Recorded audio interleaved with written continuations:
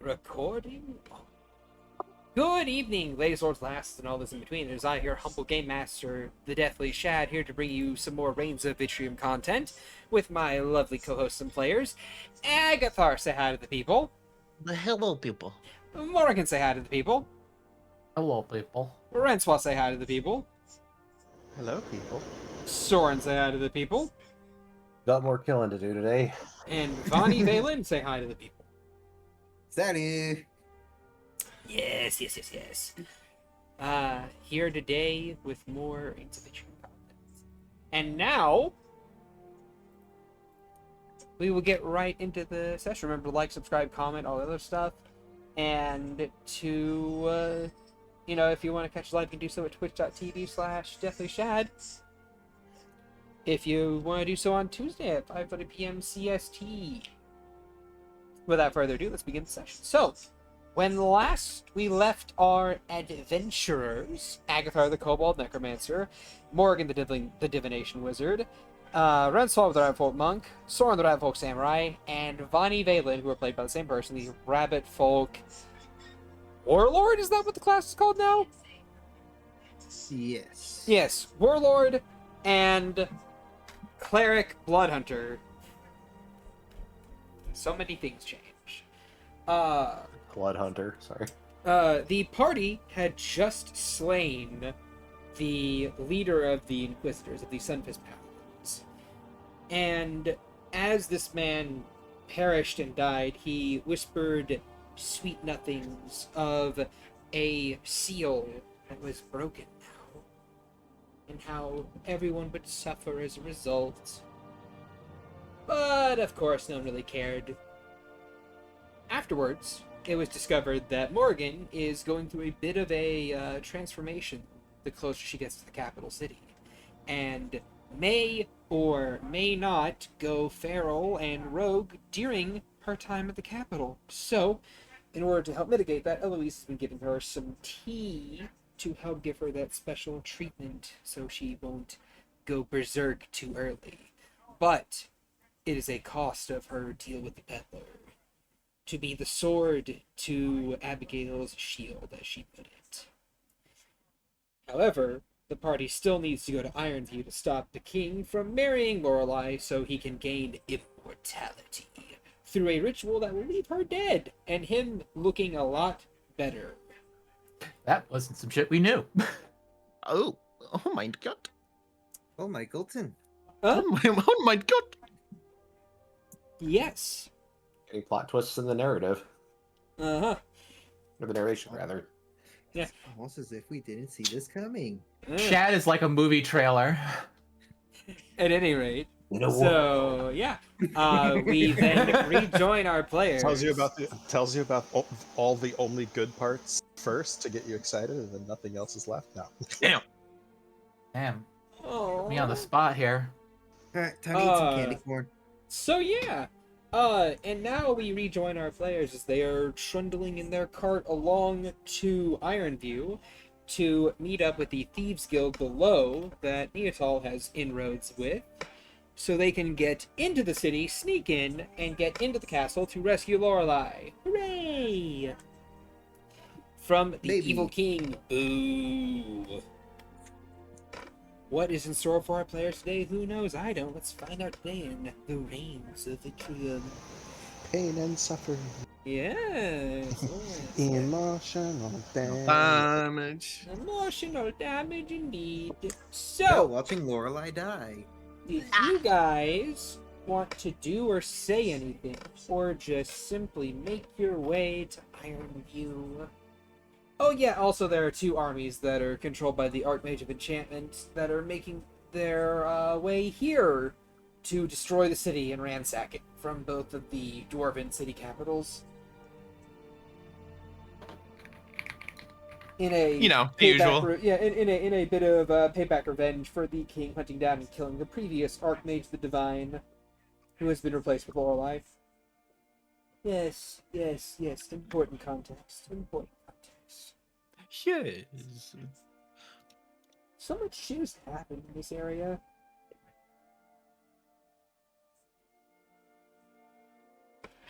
So, what are you guys doing? You doing anything special, or you just gonna get to Ironview and start to do that whole little Thieves Guild plotline? We kill everyone. Well, not that. I mean, Aggie's got his mission. He's like, if anybody wants to talk to him, now's the time before he disappears in his room for the rest of the night with Soren, because Soren was following him. Or carrying him, I should say. Soren felt it was faster. I mean, he's never gonna say no.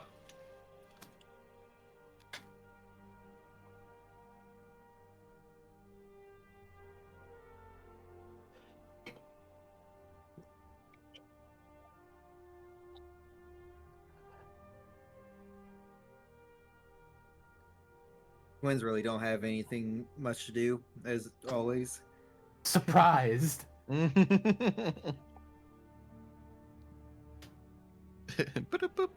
breaking news. The microphone picked all that up. I need Wait, to. what? I'm actually on a new install, so I need to adjust that, I guess. Wait, did I actually like call a news thing? I didn't hear it. Oh. Well, I had to. I did just replace the battery in my headset, so turning it on makes kind of a beep noise. Oh no, I didn't hear the beep. Okay. The beep, you say? Beep beep. The beep. Ah, yes. But yeah, Soren's carrying Aggie to his room.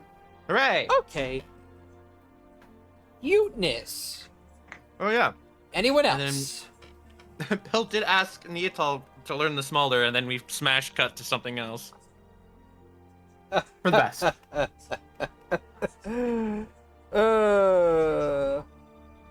Sure. All right then. So yeah, no one else is speaking up at the moment, unless hey, Francois, you muted? I am, yes, but I didn't have anything. Okay, just making sure, because sometimes you forget you're muted and you're trying to speak. Yeah, I probably will, but just with the windows open and the train right outside, I'm muting and unmuting. You got it, bud. Choo choo kazoo. So yeah. Oh my god. You guys make your way further on. Upon the approach to the capital city, you guys can see that the city of Ironview is built exactly as its name implies. It is built as a massive fuck-off stronghold. You see 15-foot-high walls that are made of pure metal. You see large ballistas and other siege weaponry dotting along the sides of it. You see massive torch scones along the exterior that are struck with ever-burning light. You see a road leading up to the front gates of Ironview, which are comprised of a myriad of different portcullises, and you see rising up into the center of it a gilded cathedral-looking castle with stained glass that glints in the distant light.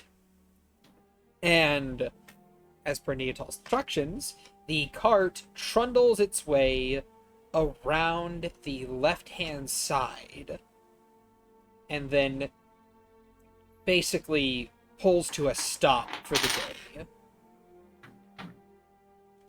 At which point she will politely inform all of you that in order to approach Ironview, we need to get. She'll say, okay. So we're here at Ironview. We need to approach on foot. The cart's a bit too conspicuous, and I think with all of us together and a few spells being cast, we can more easily make our way into the sewers. Especially considering we're having to do this during the day instead of the night, like I would have preferred. I assume that you guys take a long rest between the Inquisitor fight and Ironview. Yes. Yes. Well, So, yeah. does Aggie get his? I don't know. Do you get yours? Well, he's working through the night, so Then no. However long that goes. You know what? Give me an Arcana check with advantage because this is your specialty. I love Arcana. 23. Give me a high or low. Hi. High. All right. Yeah, you're able to get a long rest. Hooray! There are 2 Morgans in the kitchen. Yes. And it is currently early morning. You know that the big time marriage bonding is supposed to be happening in the afternoon. But you also know that it could be pushed up a bit further. So, up to you guys what you want to do as everyone makes their way down to... Morgan, you're cooking breakfast, right? One of them is. Okay. Yes, Which one? yes. The one with the hat. Uh-huh. One Morgan is wearing what looks to be like a bandana and lighter clothing. The other one looks like Morgan normally does. Okay. With the hat kind of slung on their back and also wearing a sort of like bandana, but that's mostly when they cook. All right, then. The one with the bandana looks to be eating a hearty meal that has already been made What with Eloise. What are they cooking? Eggs, bacon, and potatoes. All right. Eloise is going to turn to the Morgan beside her. We're staying in the cart, and we're going to give the other team a couple hours to make their way into the city before we approach.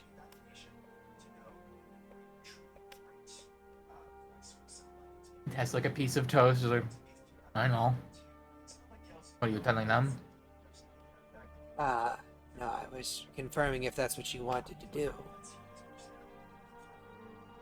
As it seems, yes. We'll have the slime move the caravan out of harm's way once we leave. We'll take the long way around. You all will take the double with you. Of course. And I would assume at this point in time, you guys all kind of like make your way downstairs. You're crowding around this big ass table with B team kind of just chilling. Notably, Cecil is not present. Surprise. Best day of Aggie's life. Yeah, well, that just means there's a problem. He's out there trying to secure the crown. He's like, he'll be the king. It's like, I'm glad he's not here, but Cecil I'm wins kind of first. worried. It kind of worries me too. Yeah, as much as I'm glad that I don't see Cecil right now, it also equally concerns me. Yeah. Aggie, with Soren, or either Soren went down first or they came down at the same time. Yes. He's munching on some breakfast as he's like eyeing the staircase, almost like he's anticipating something. Oh. Really now? And after a few moments of nothing happening, he kind of nudges Soren. She's not coming down. I'm gonna go grab her. I think she's just having a nervous breakdown. He hops off the chair and pitter patters to the staircase going up.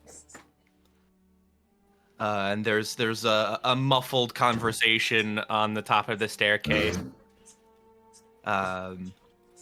And after a few beats, you guys can hear a bit more of it's a weird way to describe it, a solid footstep instead of when Anna walks, it's like a rattly thunk.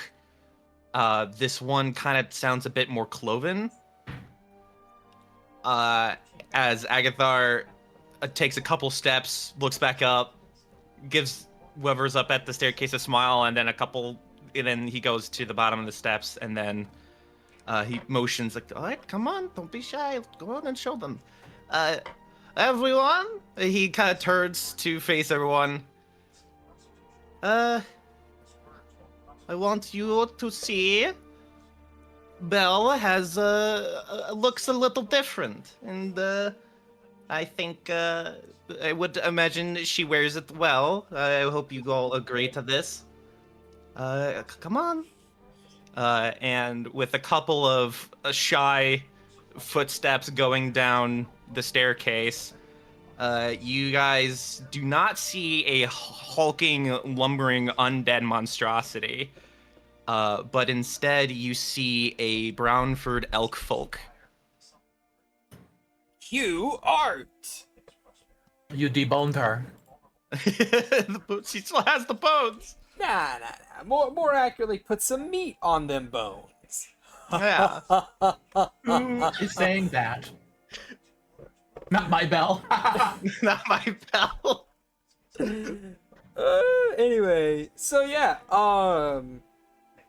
like, first of all, Lana is sitting there like, oh my, that is a thing that you have chosen to do with an undead. But okay. I don't know how to feel about this. Riven is just like, huh, it's a fine lady. That was... Renslaw looks very pointedly at Agathar. Valen is rubbing the bridge of his nose. Eloise... Sorry, you go ahead. You go. Aggie dear. Hmm? You didn't use a chunk of your soul again, did you? No. Shutting that. No. This is nothing with my soul. This is her. This is all her. Even though I collected meat overall. Look, I built the body. No soul was involved. How many caribou did it take to make one Belle? I don't want to answer that question. At least 5. She required a lot. She's a big girl. I have a She's lot clearly of... big. I have a lot Start of to smile, meat, to meat start- on you these start bones. chuckling. Ha ha ha ha ha. The sword just kind of smiling and chuckling at the mention of caribou. Let's see. Neotal gives her the look of, oh, nice. If anyone would like to roll an insight, they may. Yeah, she's 7 foot tall. Yes. Broad. Tall, big. Morrigan. Oh, I needed to ace that one.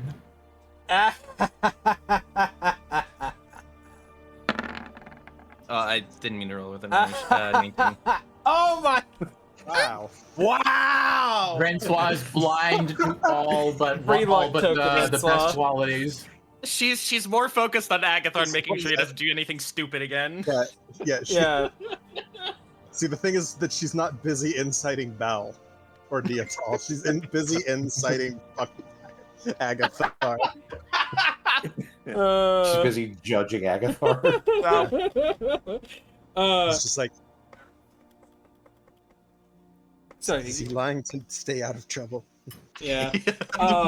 So Soren, Agathar, and is this Vani or Valen? Believe it or not, yes. Oh, they both are the same.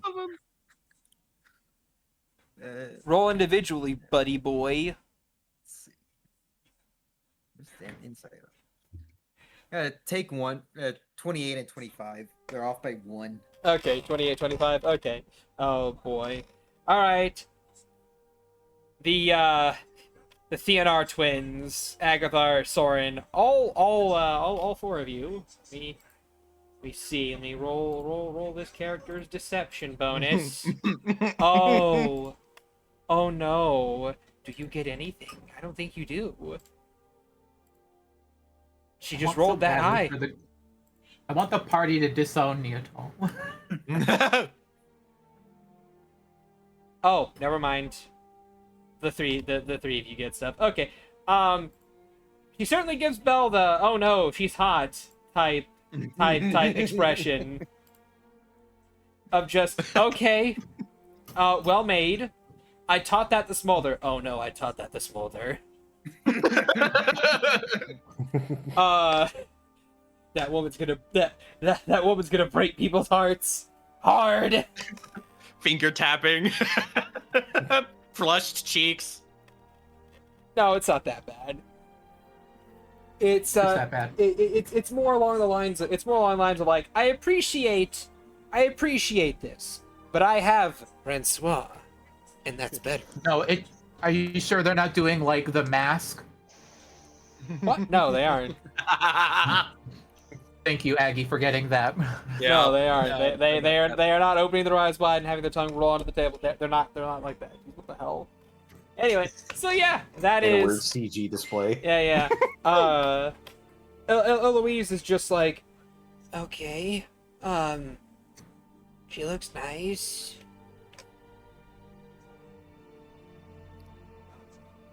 I Belle promise, is I'll keep them to myself. Belle is just looking nervously, just like, Father, you said they would be a bit more happy. No one has seen me happy in months. Oh, Wendy like floats over and just starts like poking at her, like, flashy. Belle's gonna Just poke back confused. at Belle's gonna poke it back at Wendy and go, Wendy. I get it now. They're doing the lemon grab. Just unacceptable. No, the thing where they poke each other a bunch of times. And poke. Yeah, This pretty is much. acceptable. And then just finish with, yeah, okay. Yeah, alright. Anna, who is watching Morgan in the kitchen, just turns and goes, I want flesh too, Father. I crave it. I don't word it like that. You're gonna summon Cecil.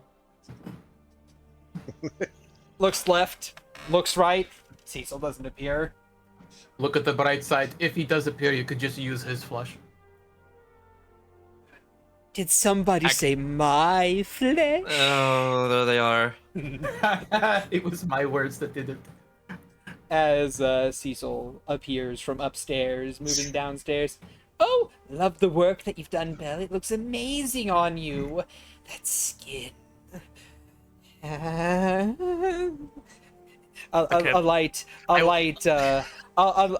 light gesture from Cecil towards Belle, just like a hand reaches out, just like to pet, but like pulls backwards, but like reaches out again, but pulls backwards, like Just like that. Just like the anime, like pervert, like finger grab motion. Yes, literally. Soren, like the moment Cecil starts doing that, and Soren's smile just immediately drops, and his eyes jerk over to Cecil. It just goes. There's a ton of daggers Why? eyeing Cecil right now. It's just flesh, isn't it? You could just put more on her. Yeah, care to donate? I have too little. Gotta start somewhere. At any I rate. think you'd make a good glove. Aw, thank you, King. Queen, actually. Oh, intriguing. Well, my queen, Oh God. I am going to be sending a different comrade with all of you today. Their name is Tracker. You're going to have a lot of fun with them. I have business to attend to. Eloise looks over at Cecil like, what business do you have to attend to now? The kind that is my own. Ta-ta, toodaloo, see you all soon. And then Cecil walks over to the front door and slides out. Looks to Neatal. I can just follow Cecil with a glare. When this is over, does your group dissolve? Does that one need to come back? I think whenever we're done here, he just kind of like gets to do his own little. They get to kind of like do their own little thing. I think. I don't think they're part of this Right. anymore. He can do whatever he likes, just not here. Yeah, and from that, you guys hear the pitter-patter of small footsteps as coming down the stairs is a black-scaled kobold with green eyes, a set of horns that kind of like go into their head and peel backwards, and a very dour expression on their face. Where did this? Where the fuck did you come from? Don't ask. No, I think I'm gonna. Better yet, how can you see in here? I can't. But He I gets can around see via conventional- echolocation. But I can see conventionally. Or unconventionally. Guess I'll make you a tracker, then. Yeah. Snap. Snap. Snap. What are you doing? I have him sight. Oh, okay. And you do that still? Yeah, Thanks. it's my home. Oh, thanks for the extra sight. He'll then walk over to the table and take a seat. Weird that you stare off into space when you talk at us. Hmm. You all be leaving soon. Yeah. The sooner we can get out and start this, the better. And Eloise and I will be leaving shortly after you all do.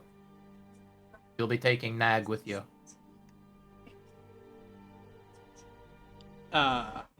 Taking who? Huh? The other Morrigan responds, Morg- I'm Nag. Morgan I'm backwards, or Nag. at least Nagaram. Nagarum. We thought it's pertinent. It doesn't sound terrible either. Neatal and Latane are just like, that's our shtick. They stole I- you. Looks to them is like, and then in unison is like, we do it better. I wear it better. Just grumbles. It's like, yeah, Nag is more accurate. Like, Alright, ew. Grumbles. well, I'm gonna go ahead and take my 10 minutes, and then, well, I'll be ready to go. Of course. Also, Agathar. None of that came through, Shad. Also, Agathar, I have a question for you. Yes. Do you need me to watch over you? He says with quotation marks. No. I figured.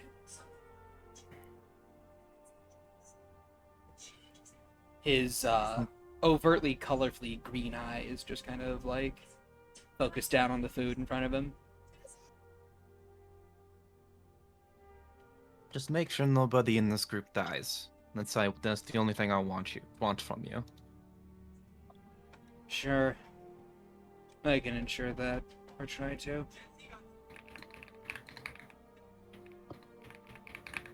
He just gives this fucking person a nod and then walks upstairs. Yep. So, So yeah. yeah. What else? Above game, is both teams going? Yeah, Yes. I think so. All right. Mostly. Yeah, except two- for Eloise and Prime Mori. yep, You're getting beta. primordial. You're Getting getting beta nag. getting- yeah, you're getting nag backwards, Maury.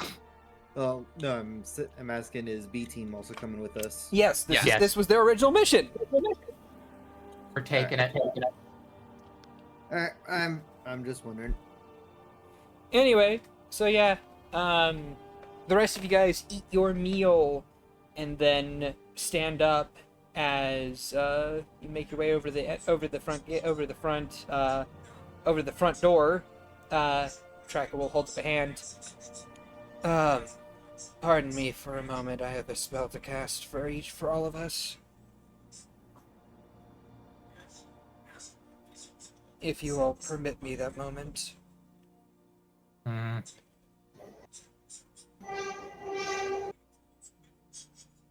train honk. Did anyone have any objections per se? No. No. Tracker will hold up a hand and cast Pass Without Trace.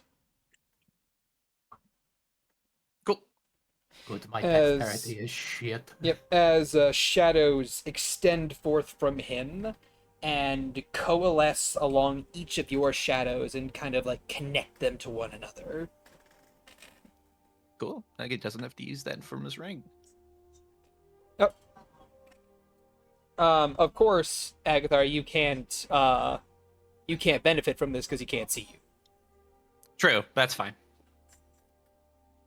I mean, it says creatures of your choice within range, but he doesn't know like where you are, so he can't. Yeah, shoot you. That's fair. Not that you need it. You have like advantage and a big ass bonus to stealth. No. I need it. I need all the help I can freaking get. At any rate, go ahead, everyone. Roll me stealth checks. If everyone leaves, Morgan will grab Soren by his sleeve. Ooh, Bell. All right, there you go. He kind of like pauses for a second and looks back at Mori. Aye? One sec, wait, whatever's happening. All right, Oh, Jesus. keep them safe. Please. Well, on the plus Why is side, guidance in there. Francois would be doing Don't make this. I mean, already did it. Yeah, it was already Oh. done. Well then, fuck me. Oh, no, that I actually mean, helps hey, me- save your spell slot. That Okay. actually helps me Did you- read what it does. So. Did you hear what I said, Soren? Yes, and he replies with, "I always do my best to do that." Let's go with you. I will see you at the castle. Oh. He's gonna reach down and pick her up into a hug and like hug her, like just kind of suddenly, and then just go, "You be safe yourself. You be safe yourself, okay?" I will try. And he puts her down gently, like hamburger. Like hamburger.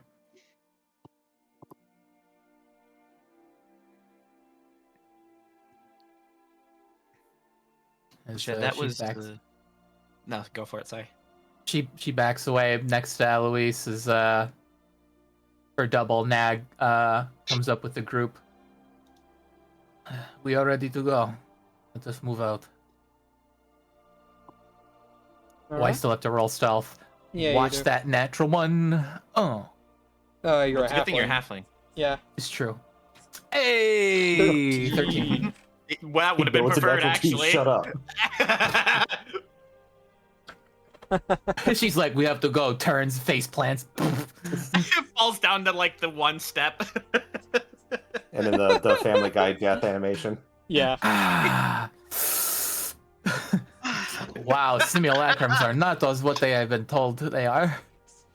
They're that expensive? What the fuck? Shad. Take Yeah, away yeah. the I guidance. saw. There you go. Yeah. All right. Just go like this. Yeah, that wasn't Agatha that did the stealth check. That was Bell, since Agatha's got his passive going. Yeah. So yeah. I got That this. is all the stuffs right there. So yeah, as you guys can tell, even with that 13, the aggregate of all your rolls is like above 20. So yeah, your Yeah. group, as large as it is, approaches the city without drawing any real attention, as the grass and field around just kind of like bends and warps to kind of like cover your trail and cover your tracks and kind of like cover you guys even, making it a little bit harder for you to be detected from the walls as you each make your way around, down, and towards what appears to be a massive grate that is put into the side of the wall at the very base of it, like the one in Helm's Deep, basically. Except this one is at an angle, so it leads down instead of to the side and into the city proper. And going down into the sewers themselves, like you can see from like this large metal gate, you can see looking down that the pipe itself leads outside the city and in this direction. But this hole has been kind of like put here to kind of like allow people to slip in and out for maintenance on it as needed from the exterior. Once there, Neotal approaches the exterior gate, and Morgan would know this, but there are a bunch of magical enchantments on this particular gate that are checked regularly and re-upped regularly as well. However, she whispers a specific word in a language none of you recognize, and the gate pops open. I sure do that. Turns to the group. I said Neotal did that, but You said Morgan. I said you would know that this specific gate here. Derpity Yes. derp. You never got the actual phrase for the gate to disarm all the spells. And it would have taken you too much magic to disarm all of them yourself. Hence why you came up with a different plan instead of going into the sewers. Does that make sense? Yeah, I was just gonna blow the city up. Yeah. Anyway, Don't need to so go sneaky if it goes kaboom. yeah. So the gate pops open, and Neotal kind of like looks at you guys. Well, you guys, into the sewers we go. Woo! We're wandering in. Is Agathar visible or is he gone? No, he is invisible. But Belle is also right there and looks very happy to be involved right now.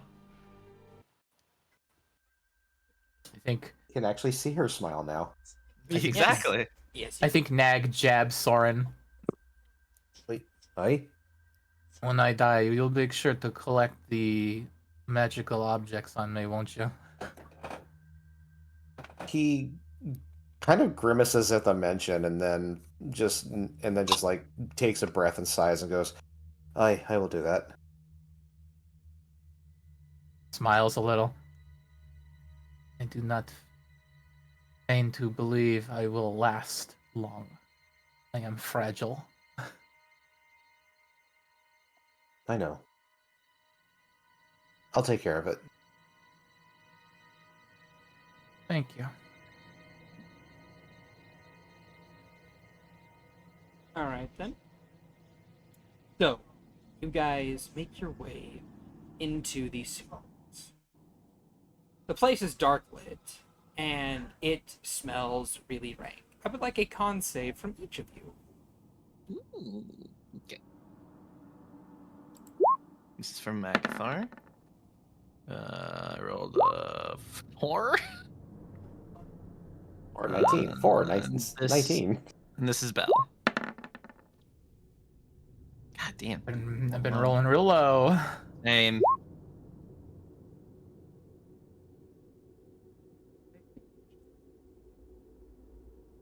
Heck, that 100% fails. Wait, Alright. I think I might have something against poison. Let me check. Nimbleness, luck, bravery, child of the woods.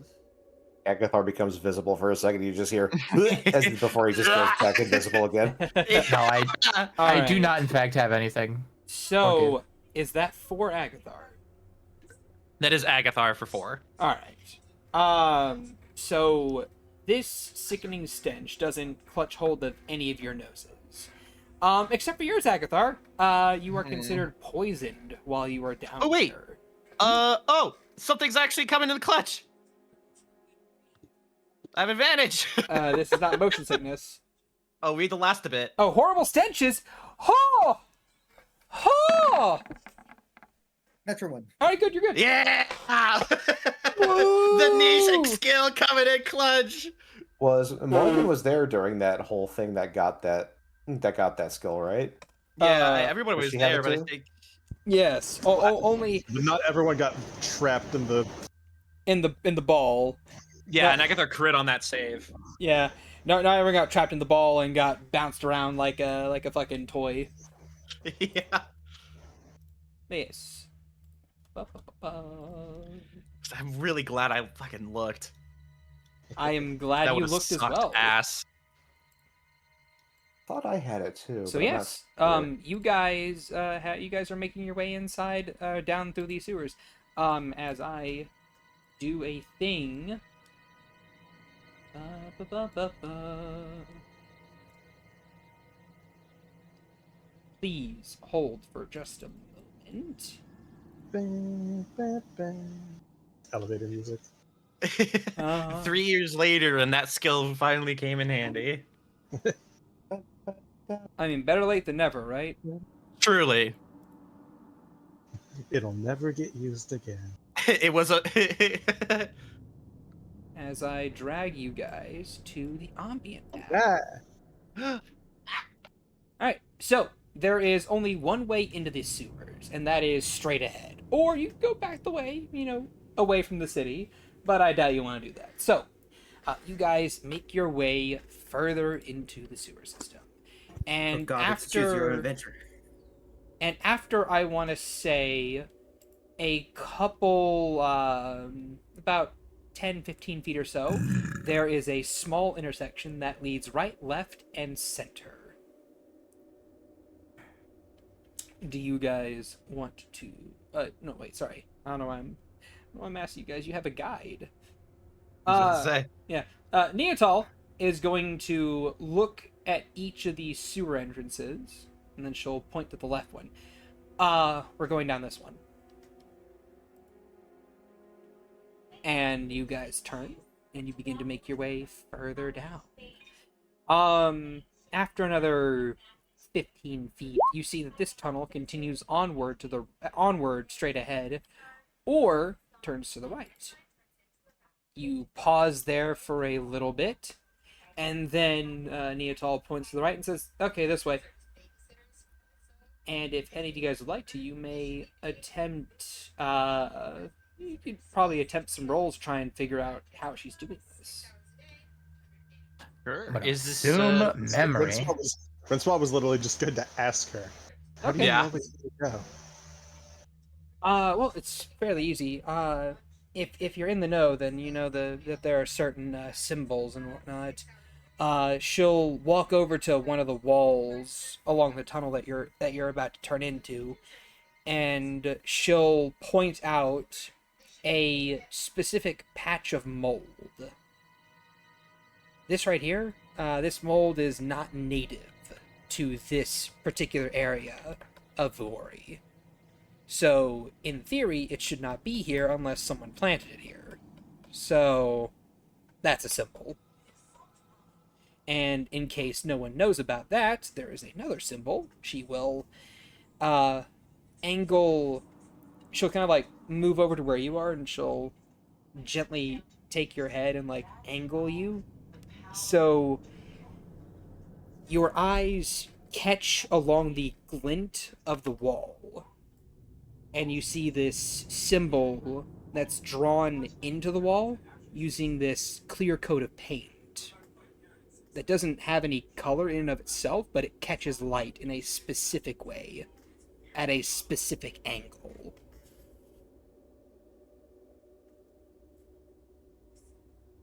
So is this like a thieves' camp thing? She nods. Kind of.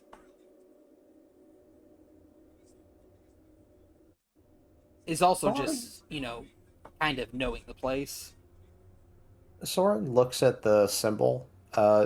just out of sheer curiosity, he's trying to find like any resemblances to Hey Ho. Go ahead and roll a history check. Sure.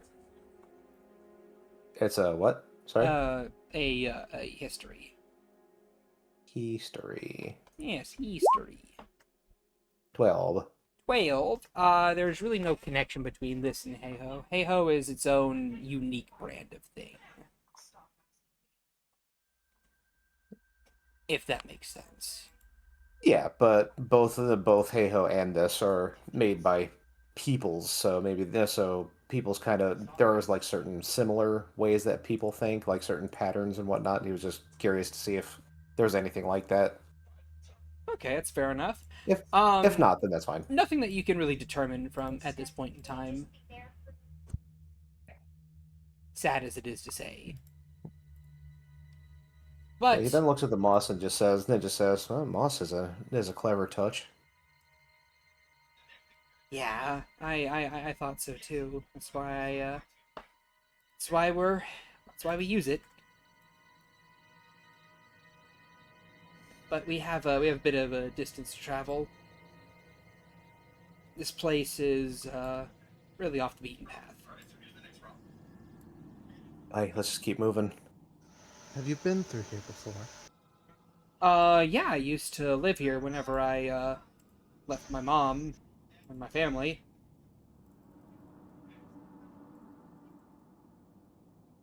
This was my old stomping ground for a little while.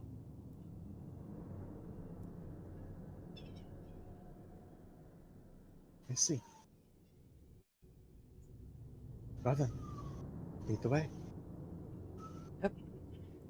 Okay. And with that, you guys continue to move onwards. The minutes crawl by into an hour or so as the police sirens can be heard. They found us. Anyway, as basically you are led in what feels like circles. The entirety of this underground here is labyrinthine. There is a constant spiral to your movements. For every right turn, there's two lefts, and for every two lefts, there's always a right, and maybe another right, and then a forward, then a left, down, up, right. It is a winding pathway you take within this system. Until eventually Neatal will hold up a hand. Pause. Okay. I think I know where we are right about. And you see her come up to a wall and knock on it twice. And then she takes a step back.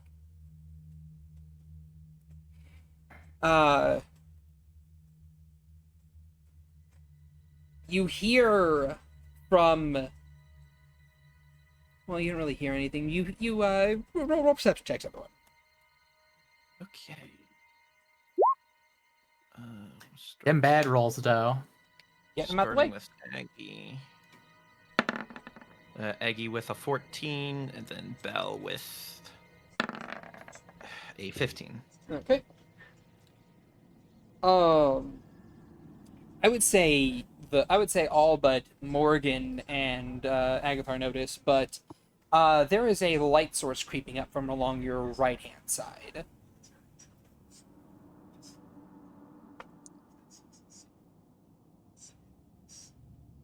And So his left hand immediately goes to his sheaths. okay. Does anyone else have a reaction they would like to give? I think Francois just...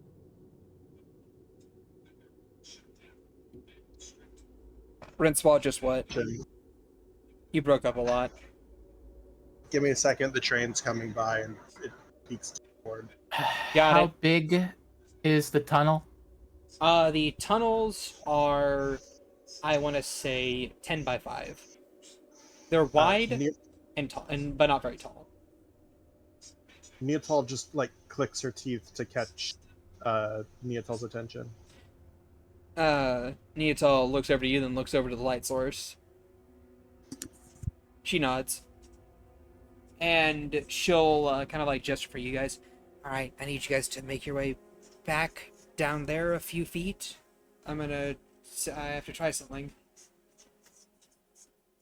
Okay, we'll be ready. Thorin nods and backs away. Yeah, Belle will take a few steps back. Alright. Once you guys have moved back a little bit, you see this light source is still approaching. And Neotal lifts up a hand to her mouth and she says, Man, what's that smell? And from down the hallway, or from down this corridor, you hear the light stops moving. And then you hear, Garbage and primrose oil. Neotal just chuckles. Hey, ain't that a funny mix? To which the person responds, It's everywhere in this damn town. Alright. You're safe. Neotal breathes a sigh of relief. Okay, you guys can move up. This is a friendly. Yeah, Agatha understood all of that. It was a, it wasn't Thieves' Cant, it was a call and response. Just Oh, gotcha. That makes sense. It is basically a symbol to be like, hey yo, are we working for the same person type of thing? Mm-hmm. Yep, gotcha. Yep. I understand. And yes. And approaching through the light.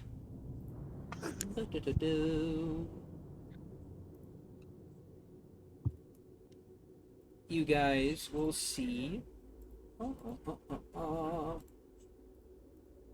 this person. Haley see- Quinn. Oh. You see a blonde woman with a bandana on her head, a rapier at her side, and what appears to be a lantern in her left hand. Approach Neotal and the rest of you guys. Hey Neotal, how you been? Doing all right today. I have names. Doing all right today, Susan. I need to get in and talk to the boss. Who are your friends? You know, people on the up and up. Just associates. Bell waves. Susan nods her head. Okay. And, Agathar, you will hear this specifically, but the phrasing she uses is different for everyone else. And they aren't trying to force you to show where you are, to show where we are, right? To which she just shakes her head. Nah. And she'll nod. Okay, well, right this way, folks. It's quite the entourage you have there.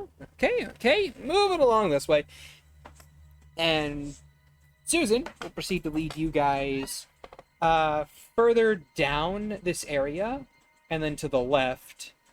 And then as you're passing by about 10 feet down this corridor, she stops, turns, and raps on the wall 3 times, in which point it opens up and reveals another person.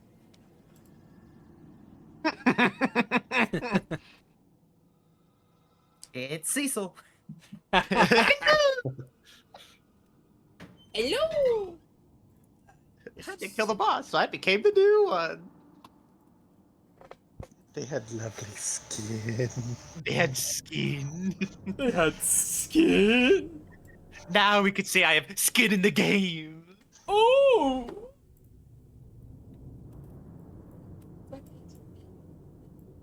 Okay. Ooh, okay. Alright. That has been fixed. Okay. Agatha just blinks, turns, looks at Neotal. How mad would you be if we used Fireball right now? Much like the rest of these people. Alright. So on a 1 to 10, how angry would you be if I just started shooting? Standing on the other side of the doorway is a dark-skinned woman with long, flowing brown hair, another human, and she says, "Hey, and she says, "Okay, Susan. So it was just Neotol and company." She nods. "Yeah, just those guys. No one of note." "Yeah, all right. Well, you guys get in here quick so we can close this up and prevent other people from finding us." Then she'll step back. Chris steps back. Susan steps in, and the two of them kind of like part ways to let all of you in.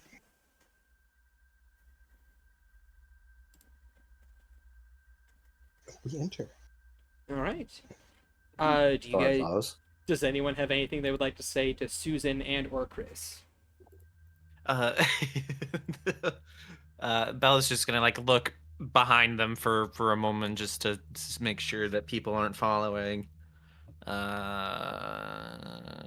just gonna go old fashioned. Oh shit! Perception.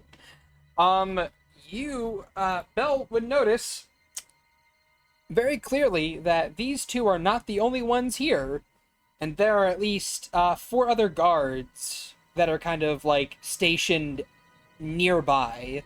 Like, she notices a small stick floating in the sewage nearby that clearly has a bit of like breathing out of it. She notices a person clinging to the wall just behind, off to the side. And lastly, a third person inside the corridor itself that is smooshed up against a wall with a bit of a deformation where they are hiding behind a illusion of some kind, or perhaps something more practical. Gotcha. Essentially, just lookouts for this guild. Yes. Okay. She makes eye contact with all 3 of these people, and she looks at the other 2, and she's just like goes up to one of them and like holds out her hand for a shake, and it's, "Hi." All right. Flip a coin. Susan or Chris? Chris. All right. Chris is gonna give the much taller woman a shake of the hand. Pleasure to meet ya. Sorry. I have a skin. She starts turning red. I have a skin in the sentence. Chris is just going to nod her head. "Yes, you do have a skin. Are you... Oh, you're not one of those Cecil types, are you?" Cecil types? Oh, Why- do you know Do Cecil? I want to know why you know Cecil? Is Soren like actively sighs when she mentions Cecil? Yeah. Susan just holds her hand. Don't bring up people that aren't here. You know what they say, speak about the devil. Oh, yeah. Yeah, but we hate them. Just go in. Just go in. Need to close this place up. Okay. She hurries in. All right. So you guys. She was gonna say sorry, I have a skin condition, but she didn't want to gross her out. So yeah, you guys make your way into this area, and the light of the tunnels closes up behind you as the little false wall is moved back into place, and you have made your way into the guild headquarters. As I move forward, so entering. As you guys kind of like make your way further down this hallway, it's about like 10 feet long, and then there's another set of doors, which has 2 more guards that open those doors up and allow you in. Once inside, I will shift music and shift tone.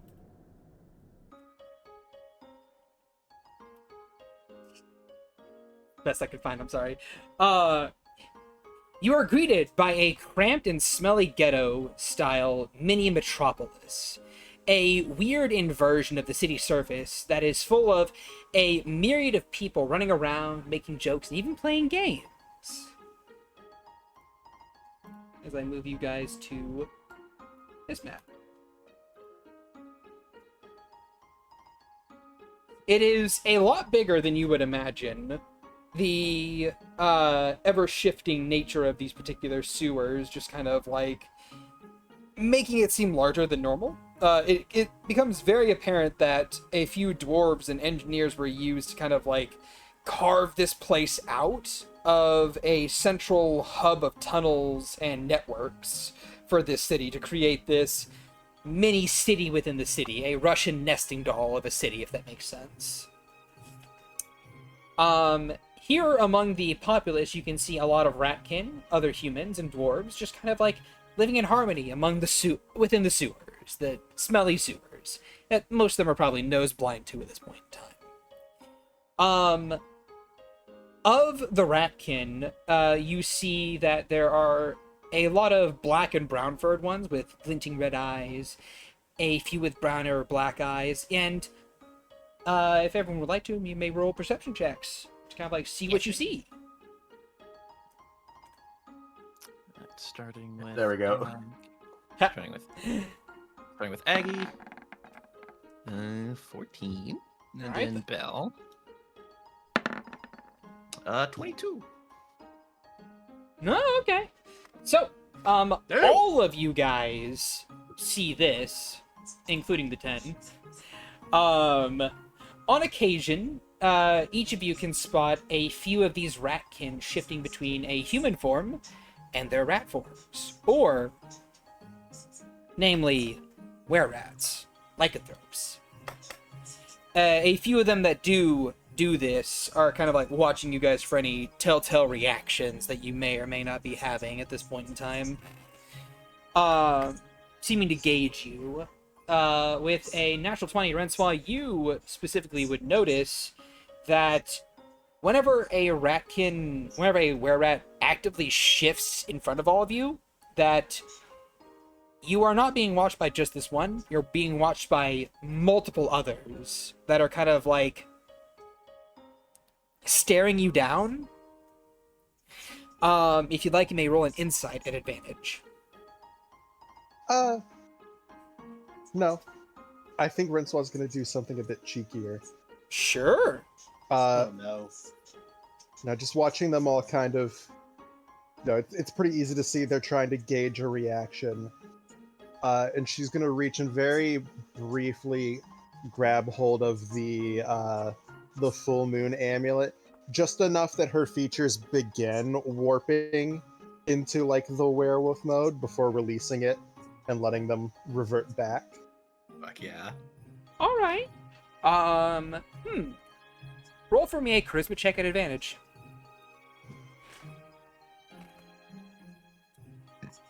Just a sort of like silent acknowledgement. Yeah. 18. 18, All right thank God. then. Thank God for the advantage. Yeah. You see that the ratkin who were staring at your group just kind of like see you do that, and they're like, "Oh, okay, all right, oh, what's up?" One of these were-rats actually even approaches Game. you. It's like game, respect, game. Yeah, game respect game. One of these were-rats even approaches you and gives you a broad smile. This greasy black were-rat just kind of like grins with a couple missing teeth, just like, "Hello, solo sister. I would like to say that your presence here is very, very acknowledging to us and comforting even. Yes, yes. And I would like to offer you a piece of my finest garbage." And they reach into their robes and they pull out what looks to be a green vial of like this Icarus fluid, and they offer it to you. There's mild hesitation. She kind of like looks to Neotal like, "Is this a normal thing?" Neotal is going to shrug and just kind of go, "I mean, it's the Midnight Crew. Like, wait, what can you say?" She just shrugs and takes the vial. Yes, yes. Make sure you throw it in the faces of any of your foes. Yes, yes. It'll be quite grand. And he just slinks backwards. Fucking just got given a vial of poison. Does it sound like it's just the fucking what's the fucking Gaben shit? The glowy Yeah, Warpstone. warpstone. It's just fucking liquid warpstone. They're not Don't quite mess there with it. yet. I just went to the bathroom and got that today. It's Yes, depleted uranium stone. Yes. So yeah. That happens. Making your way further into this area, you are led throughout this shanty town towards what appears to be a false wall.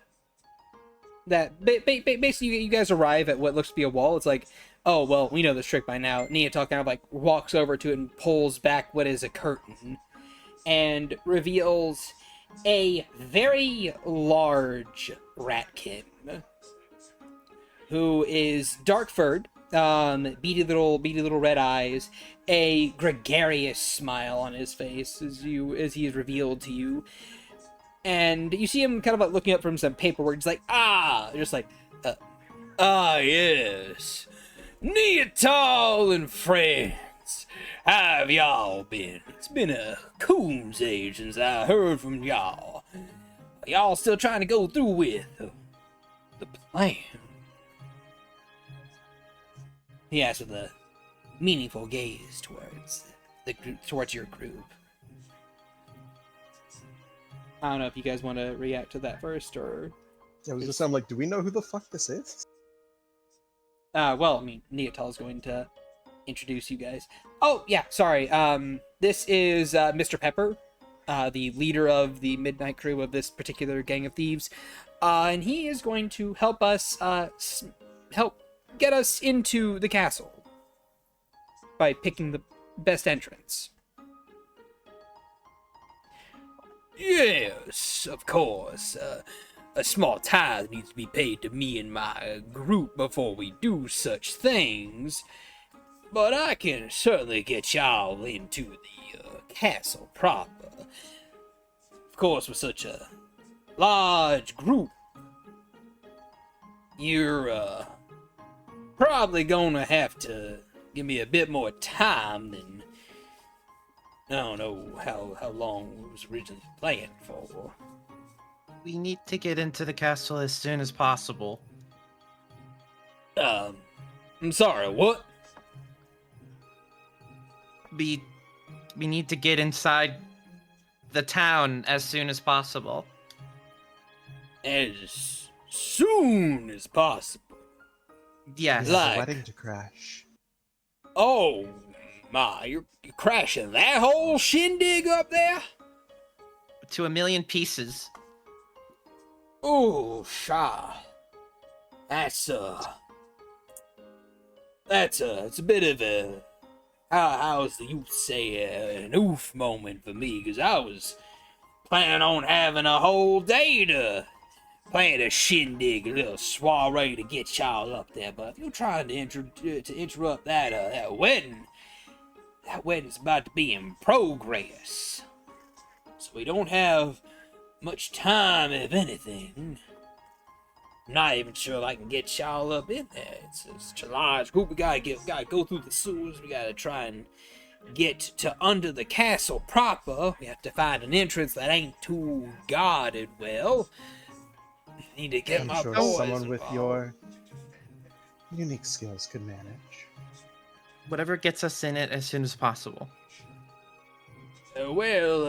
And you see him pause as he kind of just like, his nose twitches, and Neatal looks to you guys and just kind of like makes a gesture for you to move to the left or right of this entrance as she scoots to the left.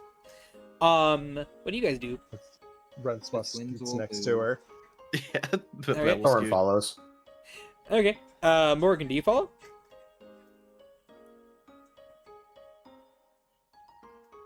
I will assume yes. So, You guys part ways as this man just kind of like his nose twitches again, like, oh, hold on, give me a moment. And you see him stand up and quickly kind of like run past all of you outside, where he goes to a nearby trash can, and you hear him go, "It's you," as he sneezes into it. At which point he sits back up, pulls out a handkerchief, and begins to wipe his hands, his nose, wipes down the corners of the trash can, this metal trash can that he had been, that he sneezed into. He then pulls out a wand, at which point you guys may make more perception checks if you want. Yeah. Eggy. And then Bell. Damn, dangerous duo. So with the 15 pluses, you guys see that he has not just one wand but multiple wands, and with those two above 20s, he has at least, it looks like 5 to 6 of these dang wands in his jacket, or in this large coat he has on, as he taps the handkerchief, he taps the trash can, taps himself, and then he pulls out another wand, and he lights the trash on fire. Puts them all back together. Puts them all back into his various pockets, and turns and smiles. Sorry about that. Trying not to spread things around all too much. If you just gonna pardon me as I just scoot right back up in my office now. And he very gingerly tries to move past all of you without touching any of you, before taking a seat back behind his desk again. Now, we were saying something about a man of my skills. Soul sister, as you were saying.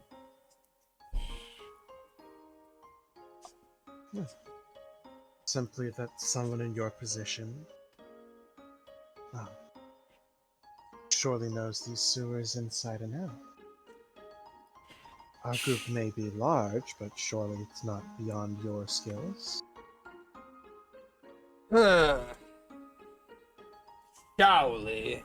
And I would assume y'all were right. You was right about that one.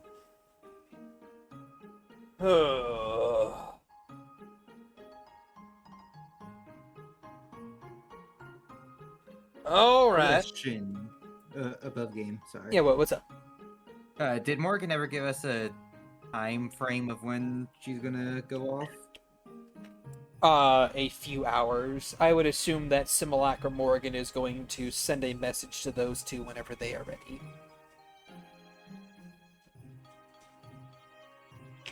Alright.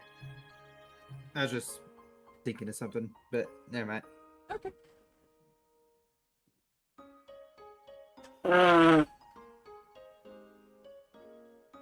Alright, well, I'm supposing I can maybe get something done in the next 3 to 4 hours.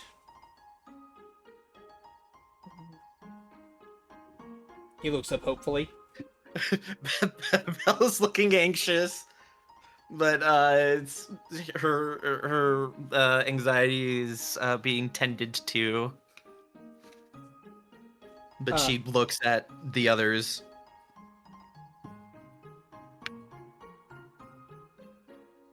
That should be more than enough. Right? Neotal's just gonna chime in. Do you know when the wedding is supposed to end, sir? Oh, well, in about 4 hours or so. Then perhaps a bit sooner would be prudent. We don't need him. Well, you kinda do need me, little missy. Because without me, y'all be fighting gods upon your way over. The guards are of minute consequence. Yeah, they ain't gonna Can't be. get us. Of danger, yes. The biggest threat the guards pose is slowing us down. And raising the alarm. Yeah, they will be dealing with something eventually. Yeah. I'm curious. Can you do it in 2 hours? Better one. 1 hour. We need to be Just- there before the ceremony is over. If you believe it'll be over in 4, that means it may be over sooner. It's already started, likely. We just need to get close. Of course. I'm gonna need a bit of a group persuasion check from y'all right about now. How about that group intimidation instead? If you guys want to do group intimidation in this man's home turf among all of his people, yes, sure, by all means. But my intimidation's better. I could do persuasion. Bell will do persuasion. It's like Morgan's like, I didn't say it was a good idea. I said I want to intimidate them. I haven't done it in a while. I want to do it to somebody. But I'm real good at rolling the same thing on both sides today. Yeah, real, same like, with Vonnie. I got double 1, double 17, double 3. What a world we live in. All right. Still.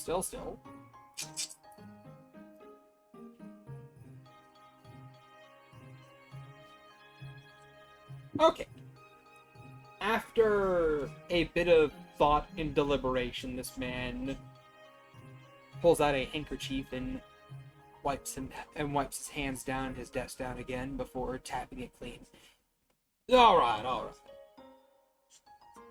Y'all are tugging on my heartstrings here, trying to look all pitiable and whatnot. So I can try and get it done in an hour. It's gonna be cutting it a little bit close, though. Tell you what. Is there anything I could do to help speed it up? Nah, I think you with your name and reputation might just even hold us back a little bit. I want y'all to know that if not for little Miss Neatal and my former association with the other group that she has behind her right now, I might have been inclined to put y'all in a little bit of a prison situation for your wanted status till I could determine if y'all were ne'er-do-wells or not. Soren just kind of smiles and says, "I don't know if I should be complimented or take that as an insult." I think you would have bigger problems trying to arrest one of the leaders of the spears. Let us all be thankful then that that's not the. Yeah, I would agree. y'all seem like nice people, except for that little one right there. Points at Morgan. Like she's kind of like group parts. There's Morgan kind of trying to like look inconspicuous. Rincewa just kind of chuckles. If she hasn't thrown a blight spell at you, that's her being nice. Oh, well, that's good to know. I'm trying to conserve. Find yourself lucky. Well, I'm glad I'm lucky. At any rate, y'all can stay around here for about an hour or so, make yourselves known, enjoy a bit of the humble abode and some of the fine delicacies of our little crew. I ate already. Make sure y'all get some supplies, too. We sell Supplies, potions down here.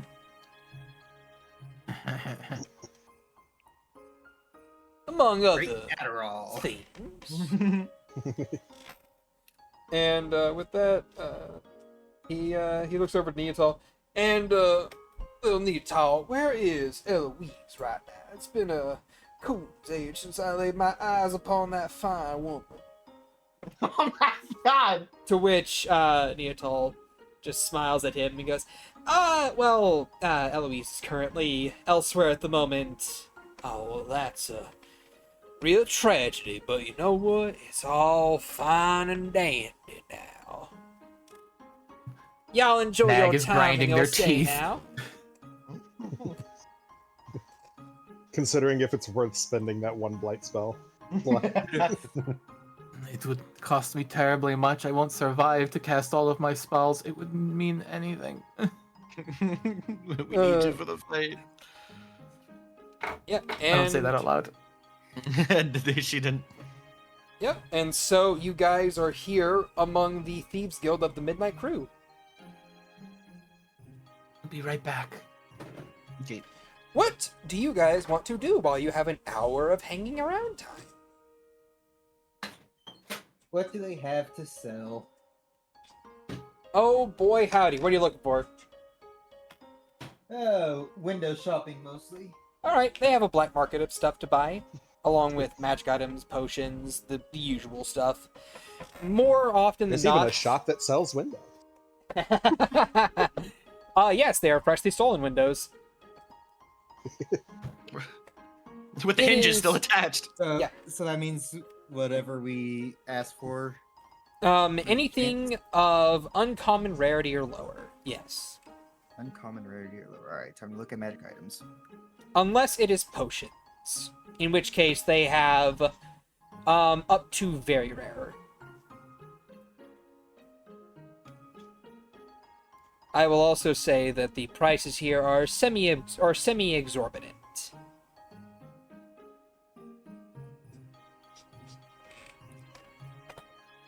You said uncommon? Uncommon or lower. Alright. How about for the rest of you? Do any of you want to buy anything or talk to any of the citizenry among this place? Rinsois is going to kind of sidle alongside Neatal and be like, well, these are your old stomping grounds. Any place you think that's good to kill time for an hour? Huh. Well, I could take you to Janine's noodle shop. If you feel like getting a bit of food, it's well worth the wait. And also, contrary to popular belief, no, it is not dirty food. Mother, lead the way, O guide to the underground. Sure thing, mushroom ma'am. And she'll take you by the hand and lead you off. Does anyone else want to go to Janine's noodle shop, or are you guys just kind of like chilling around doing your other things? I feel Morrigan would probably let well enough alone, but Nag has a few issues with her filter, so she decides to follow Neatal and Rensois. Alright. Third wheel. Oh, also, Neatal, also, Soren, you see your sister wandering off with Rensois with Morgan in tow, or Nag in tow. Only bad things could happen in this scenario. Do you want to take Nag up, or do you want to go with them? Like Soren's eyes are narrowing, seeing Nag go with, and seeing Nag go with the two of them. And he decides to follow just to make sure she doesn't try any shenanigans. As Soren starts walking away, Belle was approaching Soren just at the corner of his vision, and she sees him walking away. She's like, "Oh, okay, never mind." And she'll like look around, go on her heels a little bit, and kind of start making her way. Her head kind of like looks in a almost random direction, but like looks towards where like the potion shops are. And then she starts heading that way. Alright. I will assume you head that way along with Bonnie and Valen. Yeah. Yeah. Who is Agathar following? Uh, with Soren following the Neotol train, he has confidence in their abilities, so he's just sticking with Bell. Okay. From what direction was Bell approaching Soren? From his front, from in front of him, or The side. From like beside left. oh, okay, yeah. So he probably would. Yeah, He'd just probably thought of hear her approaching, but with the 21, but I'd say he notices her. yeah, his head will turn and spot Bell.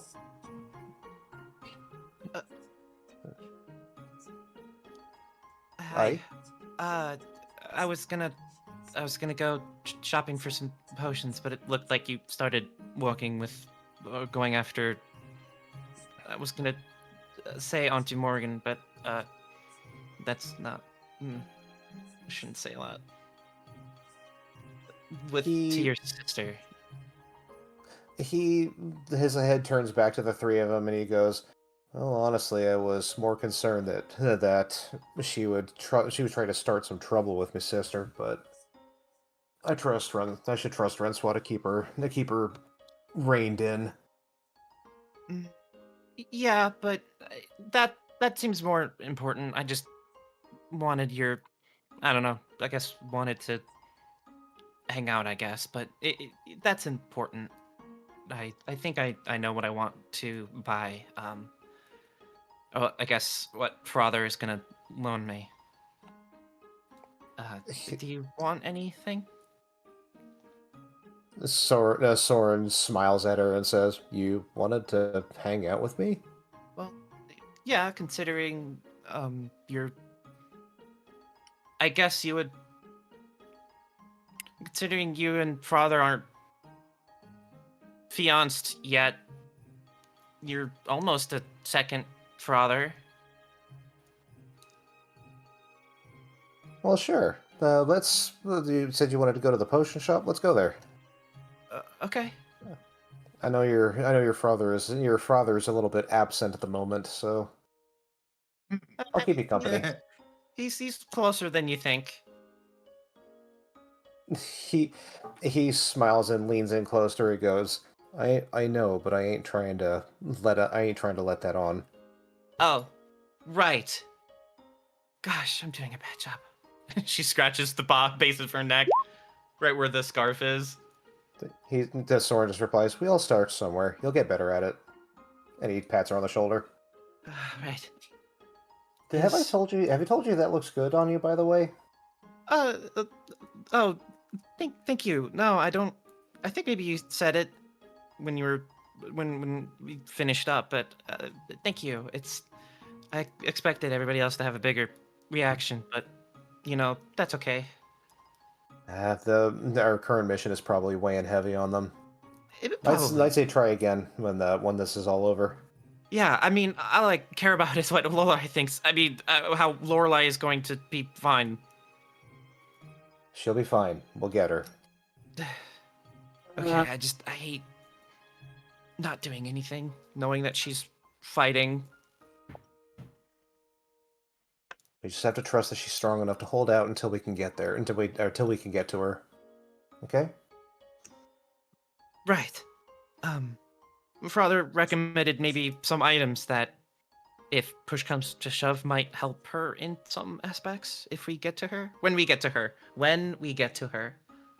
Hey, that's the spirit, he says with a big smile.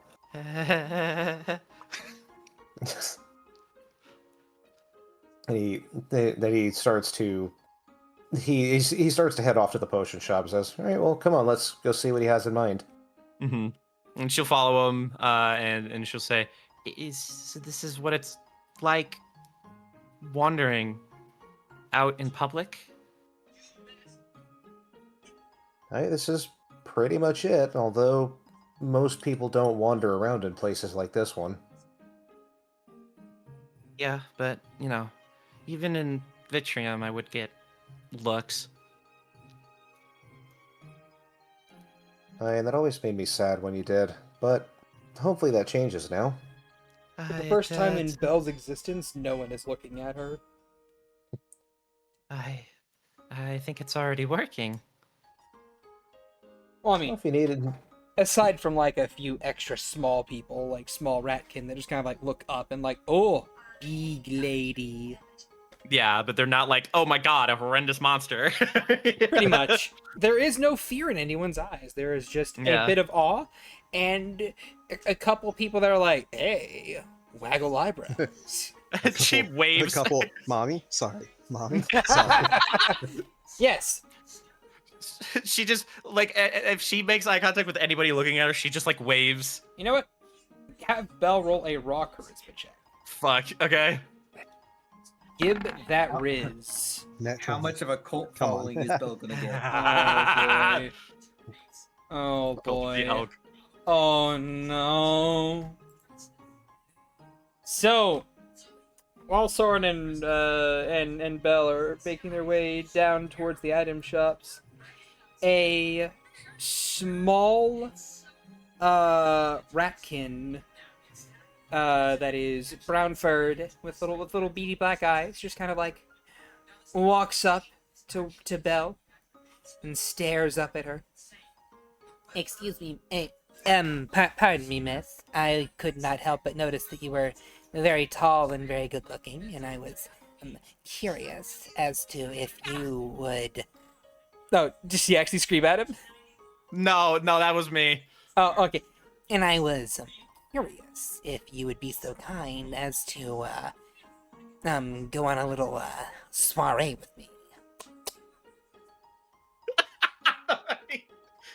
She looks down at this little rat. He is 4 feet tall. Yeah, 4 feet. And she just like kind of stares at him. Huh?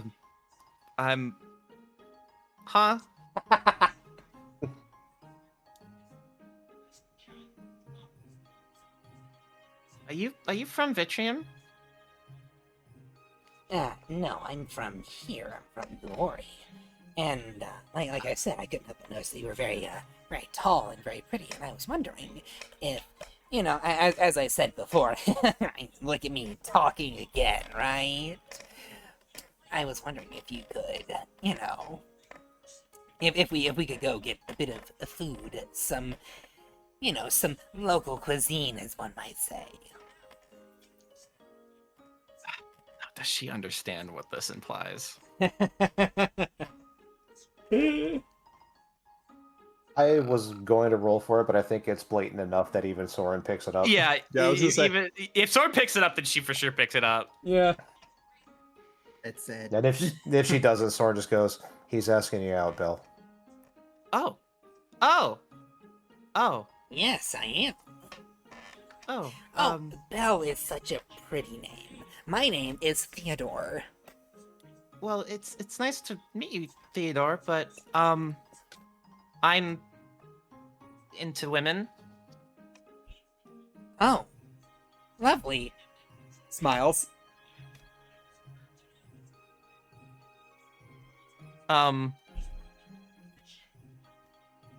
She mutters under her breath, "Father, what do I do?" Stab, okay. Crush him? Okay. if Father, help. if Agathar would like Oh, to, my girl. Agathar can roll a insight check on this person. I mean, Agathar is also in like protective dad mode too. But yeah, he'll roll insight. Agathar uses stab. He uses gun. You get the feeling that this is a lady. Like literally it's literally Yeah. she's like, I'm only into women, and Theodore's like, yes. Yep. And Theodore's like, cool. Belle like stares off to the distance for a moment. Oh, I'm sorry, it was difficult to tell. Yes, Oh, jeez. I'm small. It's okay. My father is a lot smaller. Oh, You're neat. nice. Thank you for noticing me. I kind of I'm not spoken for, but I have someone that I wish to ask out instead. Oh, Is okay. I understand. You're very sweet and nice. Their tail flops to the ground. They look a little sad. But then they perk up and go, Dreams of a tall Dobby Bobby crushed once again. no, but then they perk up and say, Well, if they say no, if they reject you outright, you always got me. thumbs up. Sure. I don't know if they actually say that, but that's fair. Remember, rejection is just a closing of one door and the opening of mine. And Right. Stab. She's just right. Thank you, Theodore. You're very nice. You're a model citizen. Yes, a great model citizen. Anyway, have a good day, though. You too, Theodore. Bye. All right. And then and then she would see Theodore just kind of like scurry off on all fours, to a nearby alleyway where there are like 3 more pairs of eyes that they begin whispering and muttering to. She follows their movement up to the group, and she just like blinks a couple of times, and then looks at Soren. And then think it's working. and then she would probably see an exchange of coin between 3 of them as Theodore looks despondent, like they lost money. Soren's smile kind of like disappears, and then he just goes, "Oh shite, I said he." I mean, I didn't know either. Hard to tell sometimes. I think Father makes bodies too good. And on that note, Somewhere Francois, across town, Agathar sneezes. yeah, Zulamon sneezes. yeah. And in the meantime, over in neighboring district, in the food district, the food court style district, Neatal leads you, Renswa, and by proxy Morgan, down a collection of different stalls and vendors that are selling anything from mysterious meat to stuff that was thrown out and reheated to be resold, because stale bread is stale bread, not completely inedible, if that makes sense. Yep. And eventually you guys wind up at a small little like soup shop that is being ran by a dark-haired dwarf, my fault, that has these blue eyes, pink lips, pale skin, and a outfit that is more chef oriented. It's got like As some... a dwarf? Yes. Don't question me. She made up like a elf. No square to her. Yeah. He's a dwelf. It's fine. All the squares in the body that's outside the token. Oh, okay. She's a cube outside of that. Like a Pez dispenser. I will she's a say She has an elven she has an elven grandmother. I will about say you do notice that she does have slightly pointed ears and is a bit taller than most other dwarves, and has very elegant features, but has the same stocky build as most dwarves. A dwarf. Poor thing. Yeah, that's what I said. And Neatal calls out, "Hey, Janine!" And then you see this woman pause and go, "Neatal, I swear if you don't have my money, you're not getting anything this time." And she wheels around, points a cleaver at Neatal, and she notices that Neatal's with Renswa, and she's like, "Oh, hey, dearie, how's it going? Sorry, business for a second here. Neatal, give me the money you owe me." Yeah, I know, okay? No need to, threaten to chop my ears off again, Janine. I got this. And she reached Again? into... Yeah, again. It's just kind of a pointed look. Kind of directed at both of them. One, it's like the like don't threaten her, and the other one, why do you keep having an outstanding bar tab? Essentially, Neotal just shrugs like, I mean, I had to leave sometimes. I forget to pay her before I leave. And what she means to say is that she always conveniently, so conveniently, forgets to pay me what she owes me for the 3 meals I give her, and she skips out of town. I don't know if I'm going to see her again or if I'm going to see my money again. So, Neotal, money, table, now, thank you. And Neotal's like, yeah, I know. She pulls out a small thing of 100 coins and puts it on the table. She swipes it. Morgan pipes up, only now being revealed to have been following them. Is like, how irresponsible.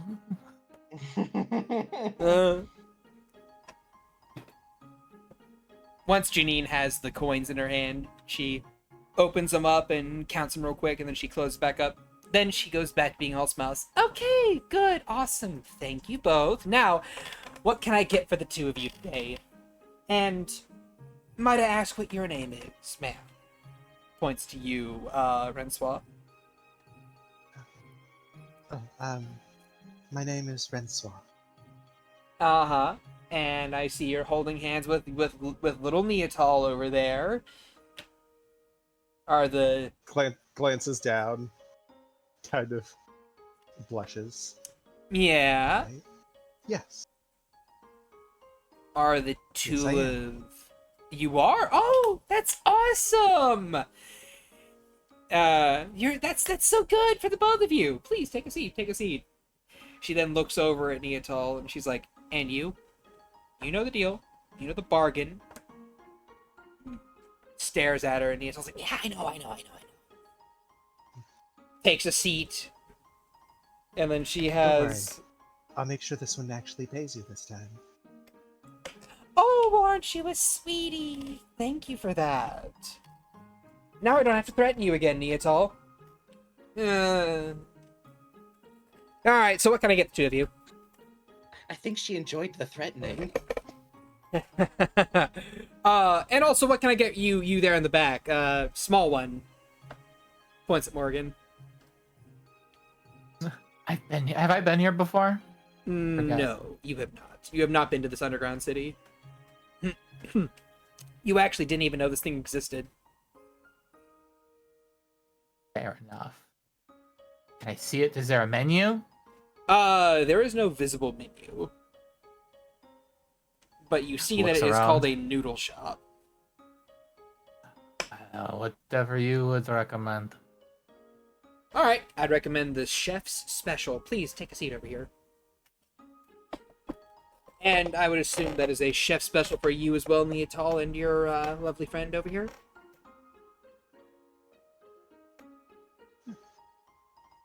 Sounds good to me. Yeah, that's good with me. Good. 3 chef specials coming right up. And you see that she moves around behind the counter and she pulls out a few different, like, ingredients. And Rensois, you can tell that the vegetable ingredients at the very least that she is using are not, like, the best, but they're not rotten yet. They aren't, like, mildewing or molding. It's just, like, they're, like, a day or so from going bad, if that makes sense. Which, in the sewers, probably doesn't take long. The noodles themselves look pristine and very, very good looking. In fact, they are dried in these large hunks that are like about the size of like 2 of your fists together. Like very, very, very big chunks of noodles. And she starts throwing them together in a large pot of water that she is mixing and stirring and putting other spices and seasonings and ingredients in. She pauses and goes, forgot to ask, do any of you guys have any meat allergies or food allergies that you need me to know about? Not allergies per se, though. preference for vegetarian. All right, sure thing. Neotal just shrugs. You already know what's up with me. All right, and you there, Small. I am fine. Hit me with your best shot. Sure thing, Minnie. And she'll Immediate glower. A haunting giggle in the background. Yeah, I was gonna say it's like somewhere in the multiverse, a psycho squid sneezes. and she begins to cook Hey, things someone's up. talking about me. Yeah, she I'm begins to gonna cook shoot things him. up. Morgan makes herself comfortable at their table. Okay, I mean, it's not so much a table, it's like a bar. So, imagine, if you bar. will, here is the bar, here is the stand, here's the sign, and then there are, like, seats. How many seats are there? There are 5. Crap. Why couldn't it be 3? Pick your poison. Are you sitting next to Rensoir or the other side of Neotal? Other side of Neotal. I have a better chance of making her nervous that way. Alright, I alright. can be more of a shitbag over there. Alright. But you know, while Jeannie is cooking over there, she looks over to the two of you. So how long have the two of you been going out? Not very long. Yeah, this is a bit more of a of a recent development, but you know, one that I'm a fan of. Oh, good.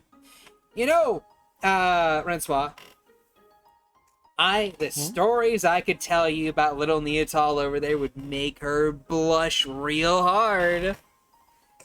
And, Big smile on Mori. and Neotal's like, Soren walking with Belle, just stopping for a second, being like, why am I suddenly regretting not going with Mori and them? If you run, you might be able to make it. This I have to hear. Any chance to know more about my dear friend Neotal? I find myself curious as well. Neotal's like, Please. Neotal's in the middle, just like, no, come on, Janine, don't do this. And Yes, Janine, do this. Make good on their delinquency on payment. Janine just gives you a look, Morgan, like, who the fuck are you? But okay. she kind of like just looks over to Neotal, like, is she really your friend? Points to Morgan. Neotal looks over to you. I don't know. Looks up at them. I don't know. Am I? Narrows eyes. Both of you play nice. Big grin. Of course. The best of friends. Roll a deception. The fucking mean girl, like extended S in that. Okay. Oh, fuck off. Allow. Oh my god, am I about to gaslight this bitch? Oh boy. Yeah. Oh boy. That's a 22 insight. No. She despises her, but she also will take any opportunity to dig her deeper into any kind of hole she can find. Neotal just stares at her before going, yeah, we're totally friends. Big smile.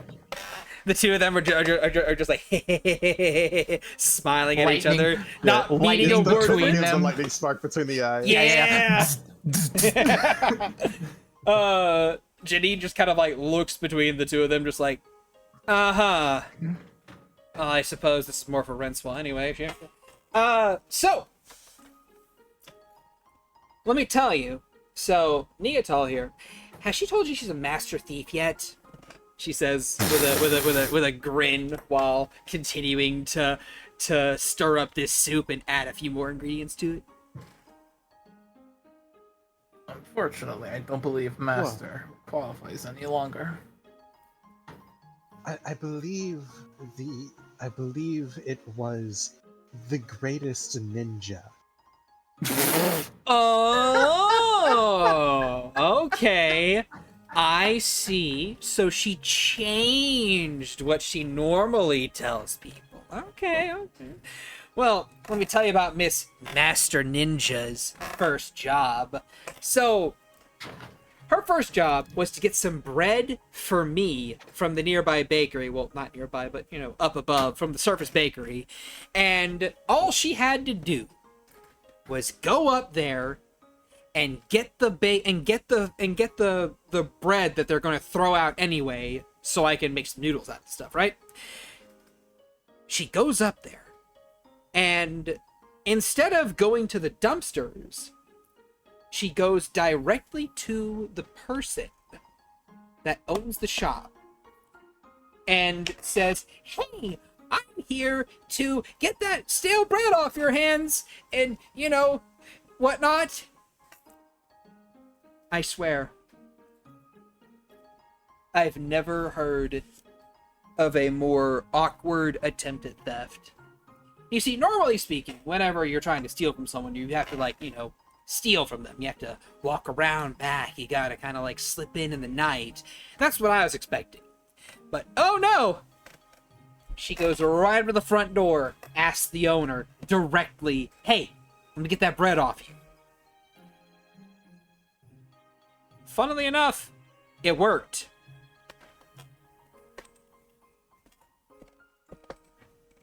Can't explain it. Kid's got some gregariousness to her. Rince's like covering her mouth to like not laugh. That wasn't embarrassing. I think it was sweet. I mean, it's embarrassing for thieves, if you ask me. Neatal currently has the tips of her ears in her hands, and she has them pulled over her face, just like, "No, I got better." Yeah, you totally got better. When? Look, what she doesn't like people knowing is that every time she went up there to steal, she just talked to the person. Became good friends with him, if I recall. Speaking of, have you heard about what oh jeez, what's her name? Sarah. Good. Have you heard how Sarah's doing recently? She's doing fine. Last I checked a couple months ago. Who's Sarah? Wasn't that the girl who let us in? Or different Sarah? The girl who let you in was Susan. Susan. Yeah. Susan and Chris are the ones who let you in. I still say she says it in character. Yeah, Neatal's just like, "No, that was Susan." And, Got it. and Sarah is the baker's daughter. She was nice. I know she was. Yeah, she was very nice. Then she went and got married, and poor little Neatal was so heartbroken. "Oh, woe is me! I am here without my baked goods, my cake of life anymore." Poor Neatal being in stereo now. You got Morgan on one side and this person on the other now. At least the problem is Morgan is malicious with it. This is true. See, Morgan's malicious. This woman's just petty. We make a wonderful team. Neatal groans. "I didn't say that! Oh, you want to reveal what you actually said?" Yes, Neatal- please. Neatal clams up. I'll share. We're here for noodles! I lean over. It's like, "I'll share a funny story about Neatal if you tell me." Oh. You know what? Share your funny story first. She waves them over. It's like, "I'll have to whisper it to you. I can't bear to see their face turn any deeper red." Yeah, sure. You'll see her kind of like walk away from her soup pot, and she'll have a mage hand begin turning it. And she goes over to the counter, leans over, a big grin. I whisper to them, in a hushed tone, and unless somebody beats my ability to be quiet, Which is what Rinsel is trying to do. All right. shit. That'll be stealth versus perception. Oh dear God. Oh, Ah. 20 because unseen or something. I don't Pass know. without trace. So, pass without a trace. It doesn't work though because that's a 26. You basically hear her say like, "I had convinced a slime woman who Neotal was interested in that the giving their partner a bald spot was considered a form of affection, and the following day she did in fact have a bald spot on the back of her head, and if you look at the right angle you can see the fur is still short in that spot." Does Renspal have a reaction to that? Rinsel just narrows her eyes. Yeah. Janine just cackles like.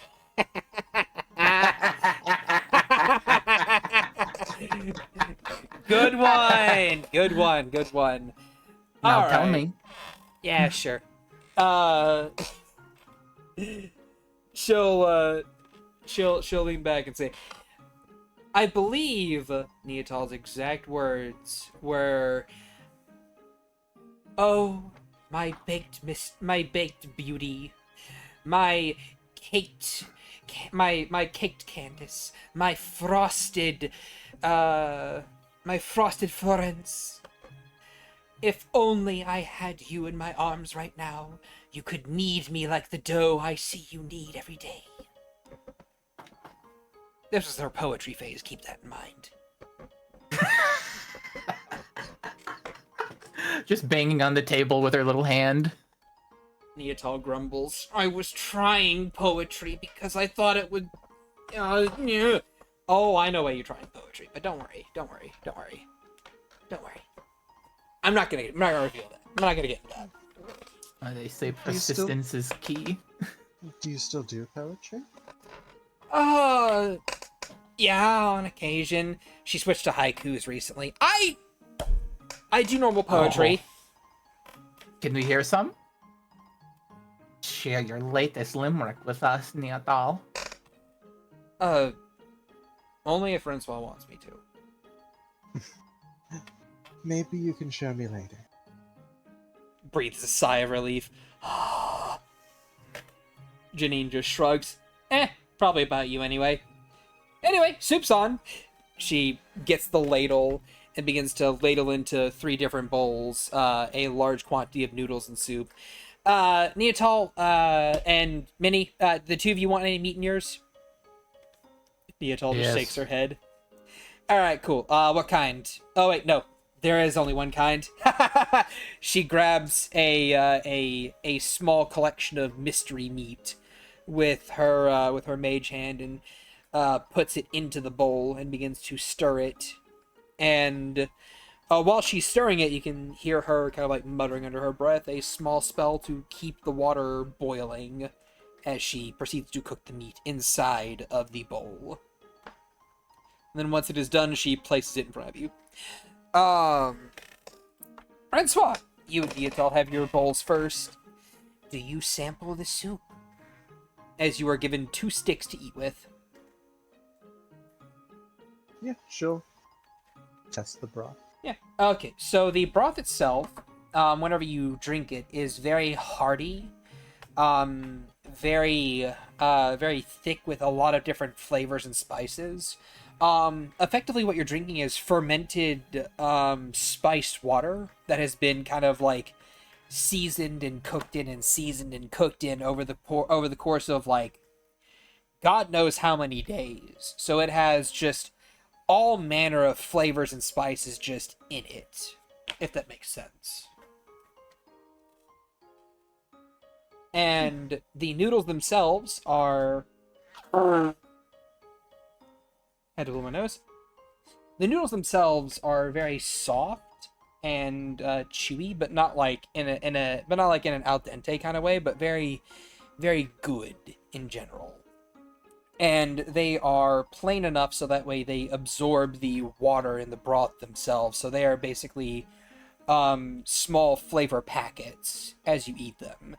And the vegetables themselves that were added in are joining other vegetables that were already in there. So you get some onions in there, you get some potatoes in there, a bit of spinach, some parsley, a few bits of celery, and some oregano. It is a hodgepodge of flavors.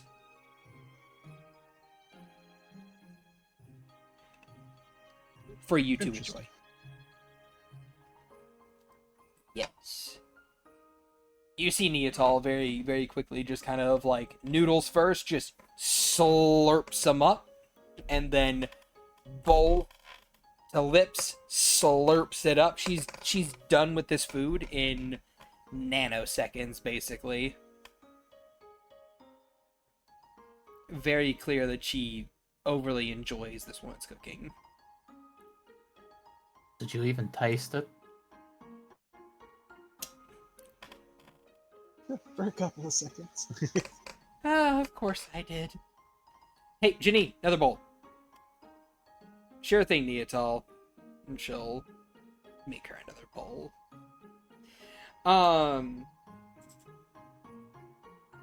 Ginny will kind of like look over to you, Renswell.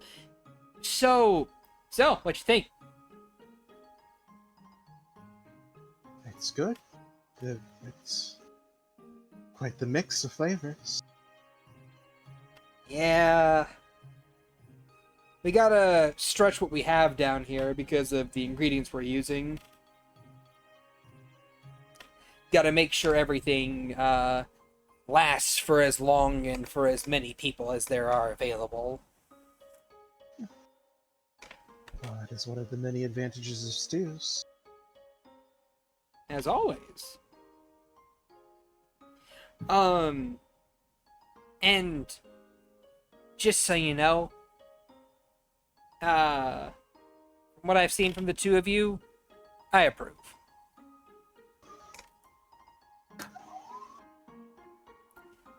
And this is coming from Neatal's second mom. She kind of like smirks and puts a thumb to her chest. Oh, really? Yeah. Whenever I ran away and came here, this was the woman who took me in. Yeah, and she takes advantage of my generosity every time she comes here to eat. Hey, I always pay you back in the end. Yeah, eventually. Gives her a narrow-eyed look like, you better. Puts down the second bowl in front of her.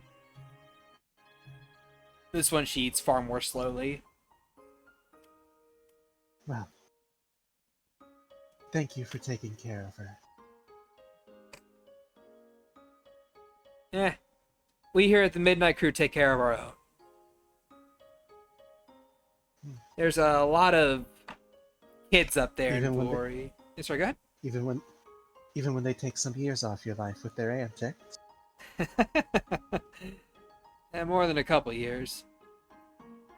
Wouldn't be the first time that I had to save a kid from the prison and the dungeons, but little Neatal over here had to save her like what? 3-4 times? Neatal blushes. Yeah.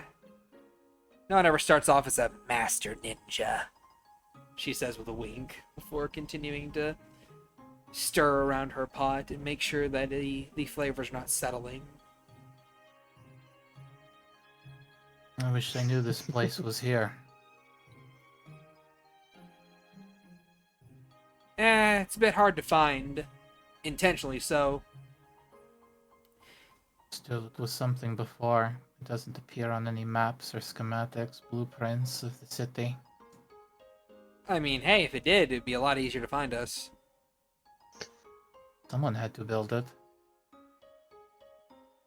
Well, you can thank the survivors of Last Light for that.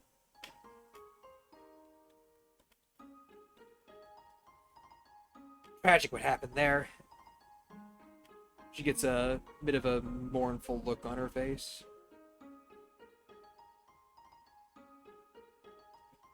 I used to live there as a line cook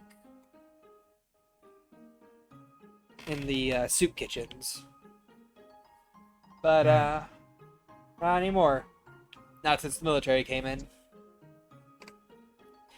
Cleared us all out because we had lycanthropes among our people.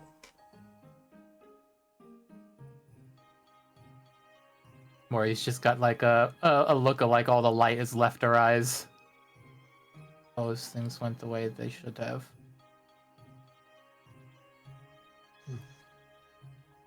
Are these steps are being taken to correct past wrongs?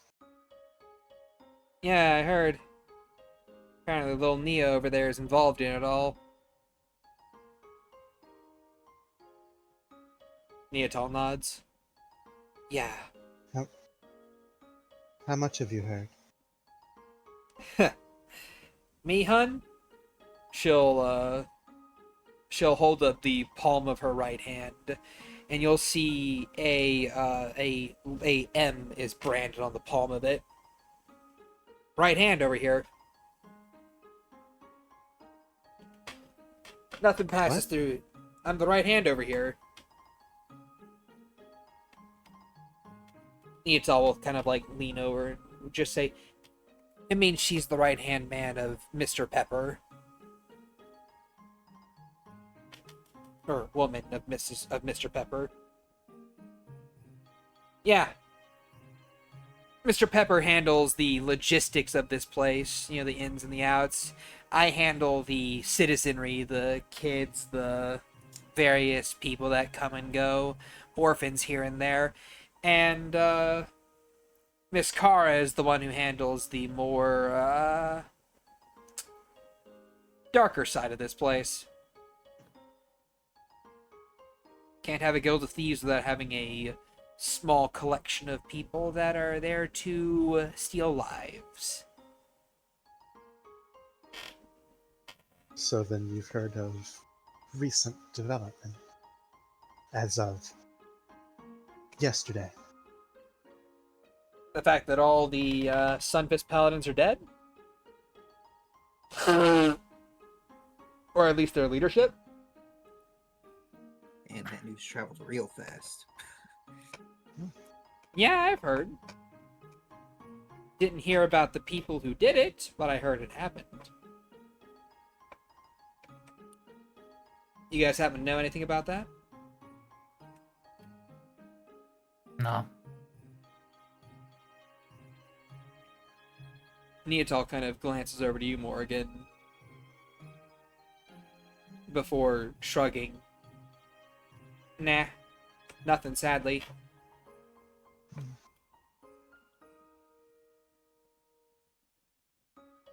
Looks over towards you, Francois. At least someone is giving them what they deserve. Yeah, well, if you find out who that someone is and they aren't a fucking dickhead, I'll, give them a little free soup card for life.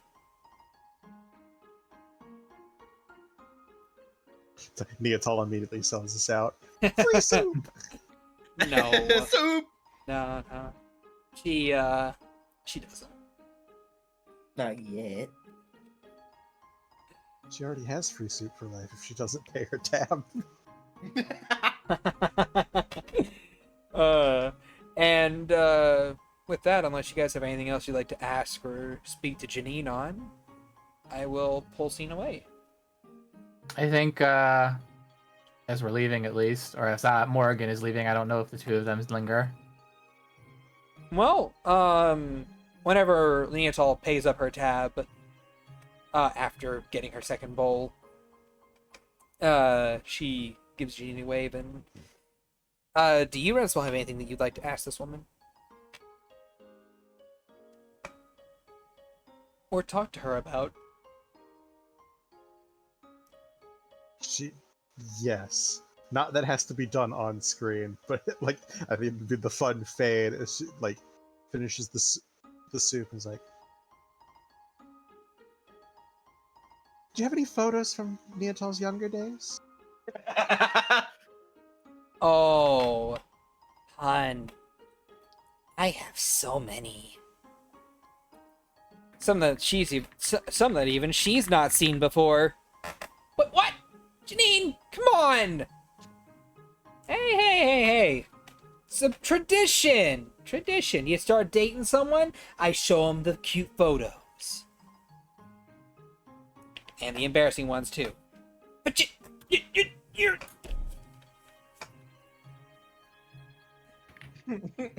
Tell you what, Neotal. Tell you what.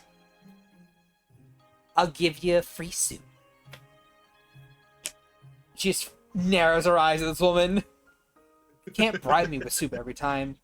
No, I can't, but I can bribe you this time. Because you haven't had your third bowl yet, she says, lifting up a third bowl and swirling it around. How many bowls of fucking noodles is this bitch gonna eat? Yes. She always eats 3. Apparently, part of her master ninja training is eating like Naruto. Look, genjutsu and taijutsu are very metabolically intensive, okay?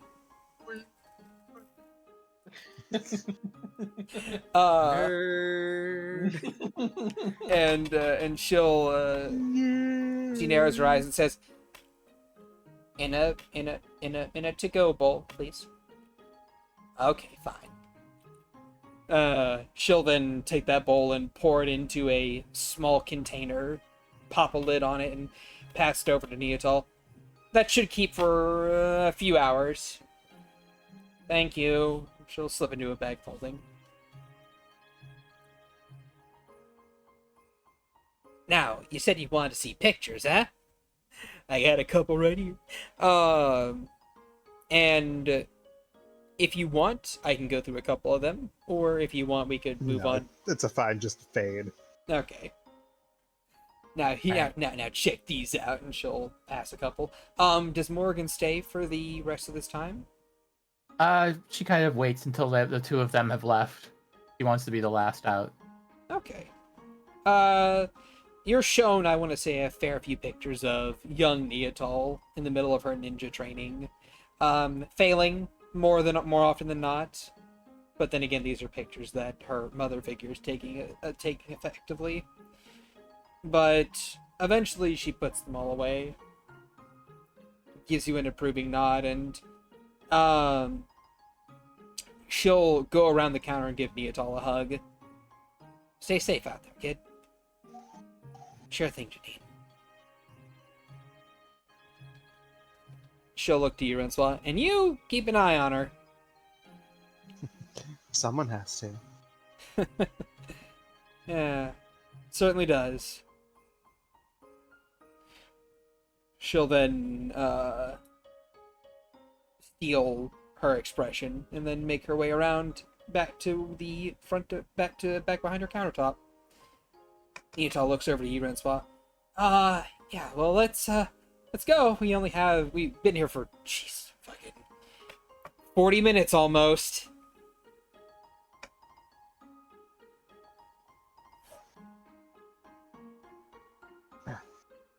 Well then, let's meet back with the others. Yeah, let's go. And she'll Nag, are you coming? In a moment. she'll take you by the hand and she'll walk away with you. As for you, Nag, what does Nag want to do? He looks back to the woman behind the counter mixing. You looking for another bowl? No. Just a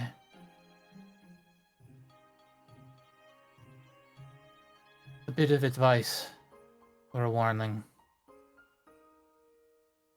Leave or find the closest, safest place.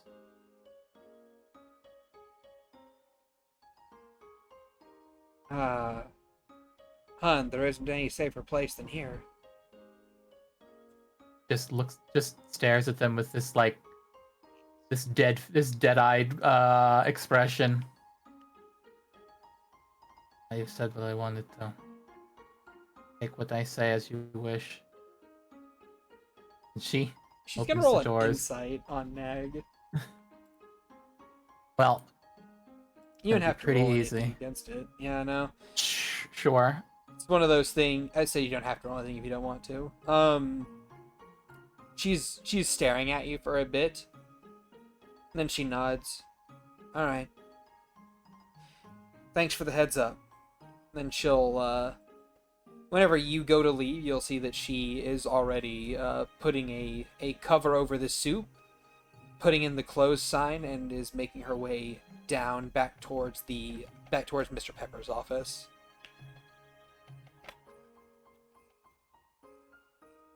And she catches up with the others. Yep. Walking up beside Neatal and kind of bapping the back of her knee with her staff as she goes past. Alright. Neatal kind of looks over you like, why? What? What did I do? You know what you did. I am not certain what you mean. Uh-huh. At any rate, over to Bonnie Balin. The two of you are looking for these potions and whatnot. What the hell's a dragon vessel? A pseudo potion bottle. What does it do? Where is it? Here you go. It has 4 variants. Uncommon as bonus action.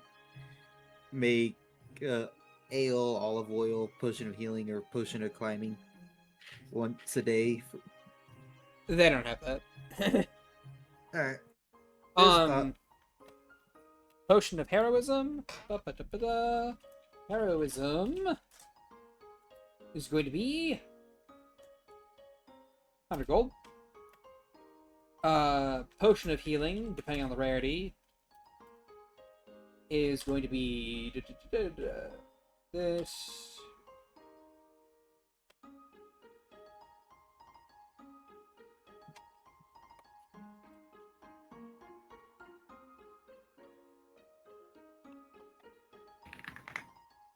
This is the price for each of the rarities. Potion of healing, this should be potion of healing for 75, 350. 75 is for the basic healing potion. Then you have greater for 350, and then superior for 750. Potion of invulnerability? Geez, probably. They only have 1 in stock, and it's worth.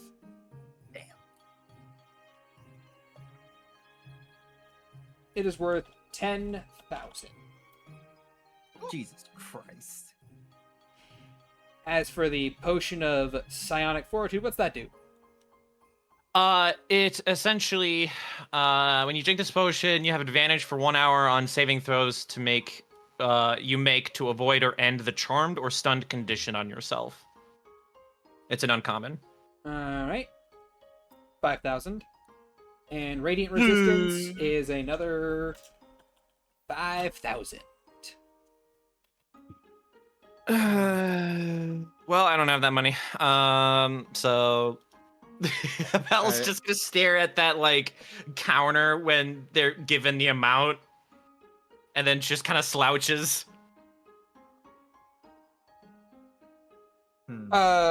For Vonnie and Balin, the two of you are currently, well, technically the 3 of you, the 4 of you, really, if Soren's there, are currently chatting up a very skeevy looking ratkin that is currently. So I'm sorry.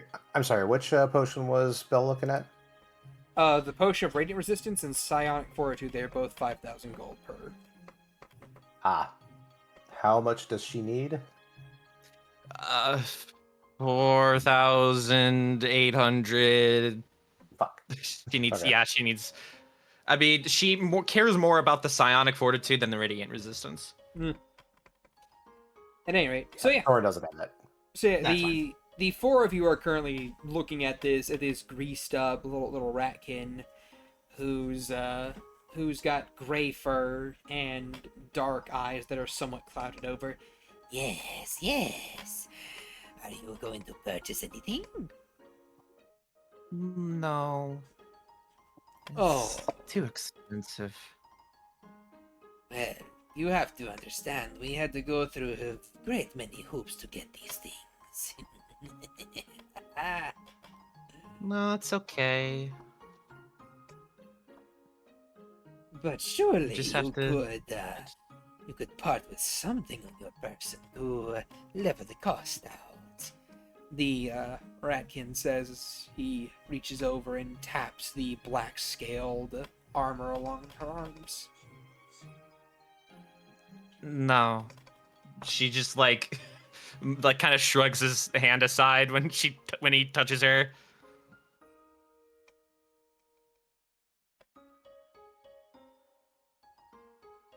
Ah, this is fine. And how about the rest of you? Mr. Bunnyman with the swords, or other bunnies with the armor and the glowering expression? Are the three of you going to be purchasing anything?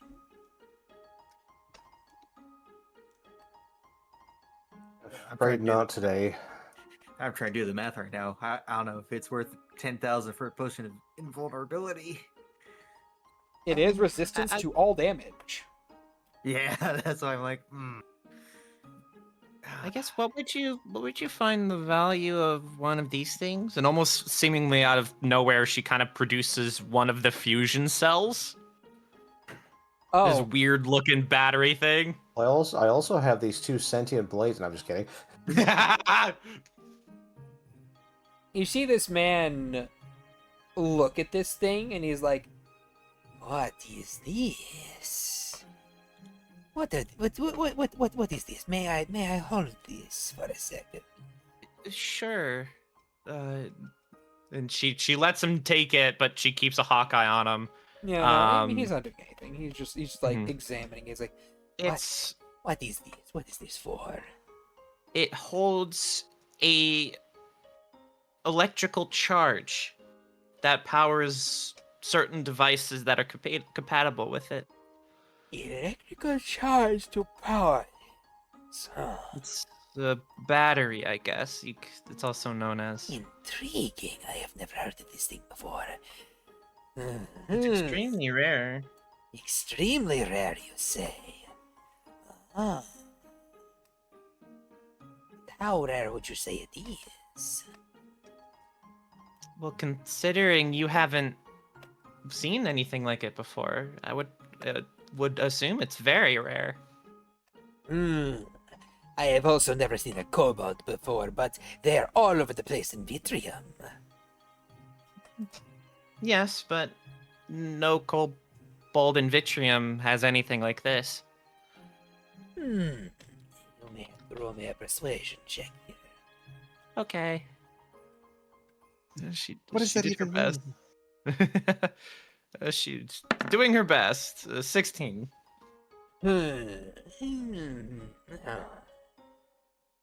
I think I will trade you one of your two requested potions for this thing. Psionic Fortitude. Of course. and with that, this man hands you this potion of psychic fortitude, and he takes the microfusion cell. And then you hear a small beeping sound. And Agathar, Mm-hmm. you hear in your mind, breach of contract has occurred. Oh shit. You are getting a demerit now. The Fuck. sold item will be destroyed in T-minus 5 seconds. Run, run. Bell suddenly like points a finger at the back. It's like, what's that? Behind him, The bag? like at an item. Look, a distraction. He has the battery in his hand. No, she's pointing behind him at a different product Yes. that he has up. Okay, I'm telling you that he has it in his hand, though, as he turns to look at his bag like, what? I know Agathar wants to like try to swap it out with something that is of equal size. I don't think you can do that, man. I can't. Like you have the ability to, for sure, but I don't think you have anything of similar size or shape without him immediately realizing he's been duped. Shit. Okay.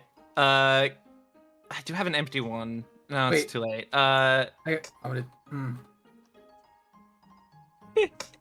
Oh, fuck. You know what? God damn it. Agathar is gonna like leap off of Belle's shoulder and just like straight up grab the battery.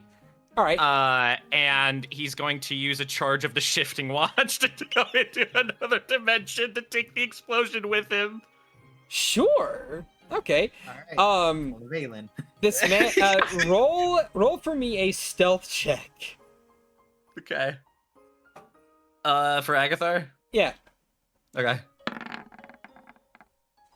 Oh boy. Okay. So yeah, you leap dive out of the air. The rest of you guys watch Agathar become visible for a half a second as he grabs this microfusion cell out of this man's hand, and then you see him click a pocket watch and just whoop, he's gone. In the pocket dimension, you hear T-4, 3, 2, 1, and then the battery does not explode in spectacular fashion. It discorporeates into a fine. You see a small little whoop flash, and you are suddenly holding a chalk outline as the rest of it crumbles to dust in your hands. It just kind of makes this noise, leaving you undamaged. Shit. As you then reappear right next to this man. Holding the chalk outline of the fucking. Oh no, you're holding a pile of ash. Yeah, I'm holding a pile of ash. And this man is like, you rolled really good on your stealth check. Just saying. Yeah. So he doesn't notice you immediately as he turns, and he turns to look at the item in his hand, but the item in his hand is gone. And he's like, "Wait, hold on. Which one have you stolen from me?" Points at each of you accusatorily. I'm a 7-foot-tall big lady. I'm not dexterous. Narrows his eyes, as I would imagine Agathar is currently just like scoot. Yeah, he is like hiding under like different people's like stands. Where is the lizard? I know there's a kobold around there. He does not know there's a kobold around you. You rolled really good on your stealth. Yeah, I fucking better. He just looks at each of you. I would like a group deception check from all of you. Deception. Yes. Soren is just gonna say, "I'm a samurai. We don't steal." And there is a bit of annoyance to his voice. Well, I know. Look. Keep in mind that this is not a deception of you guys trying to fool him that you that you didn't do it. This is more like you don't know who did it, if that makes sense. Because you all very openly saw Agathar dive in there, grab it, and then disappear. So yeah, no. He narrows his eyes. Roll an insight for him. Ah, yes.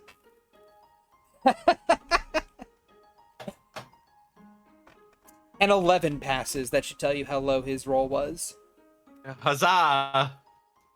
He narrows his eyes at the four of you.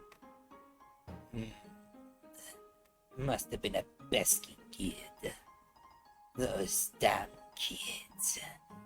Get them soon, yes. yes. They'll not live to see another morning. They're orphans, no one will miss them. I'll get to them, my pretties, and their little dog, too. Their little kobold, too. I have a question, Shad. Yeah, what's up? With Potion of Heroism, I'm probably not reading So Am I understanding you correctly? you get you get a for 1 hour you get temp HP and a 1d4 to your saves and attack rolls, and basically that whole plus 1d4 to your saves and attack rolls lasts for the duration of the potion, even if your temp HP goes away. Okay, that's what I wasn't 100% sure on. Yes. It is a 1 hour concentrationless bless effect with a bit of temp HP stacked on top of it. All right, let's see. How many of those do I want to buy? Because I'm pretty sure I can just make the potion of invulnerability over time. You are not an alchemist. Valen is now. I will strangle you. I will actively strangle you. Do not have the formula for that. Killing you, I'm killing you.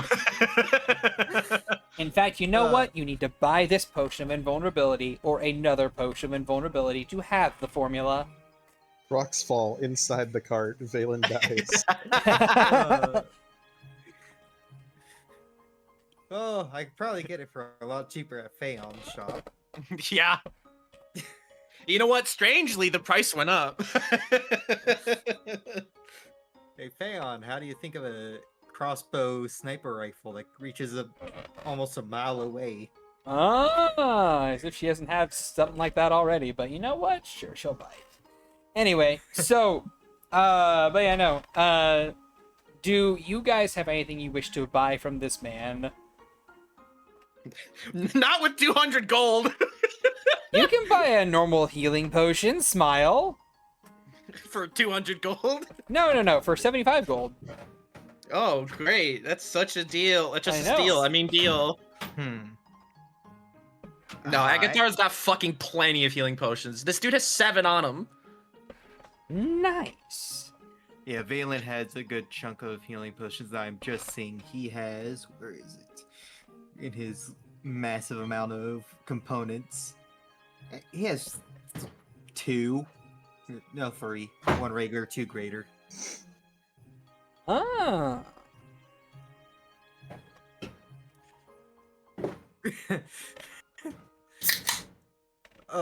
Yeah, pretty much, Thorn. I have How much are- 15,000 gold between Look 2 at- characters. Look at that! You Weak can buy sauce. that potion of vulnerability and one of those potions of radiant resistance. Those will come in real handy against all the paladins. Weak sauce. Let's see. Guess I'll do the invuln. Okay. See if Valen and Mori can't 2-man this potion. All right. Unlikely. Also, I don't know if Nag can benefit from it. No, just making more Oh, after all this is done. there. And so that's what 10.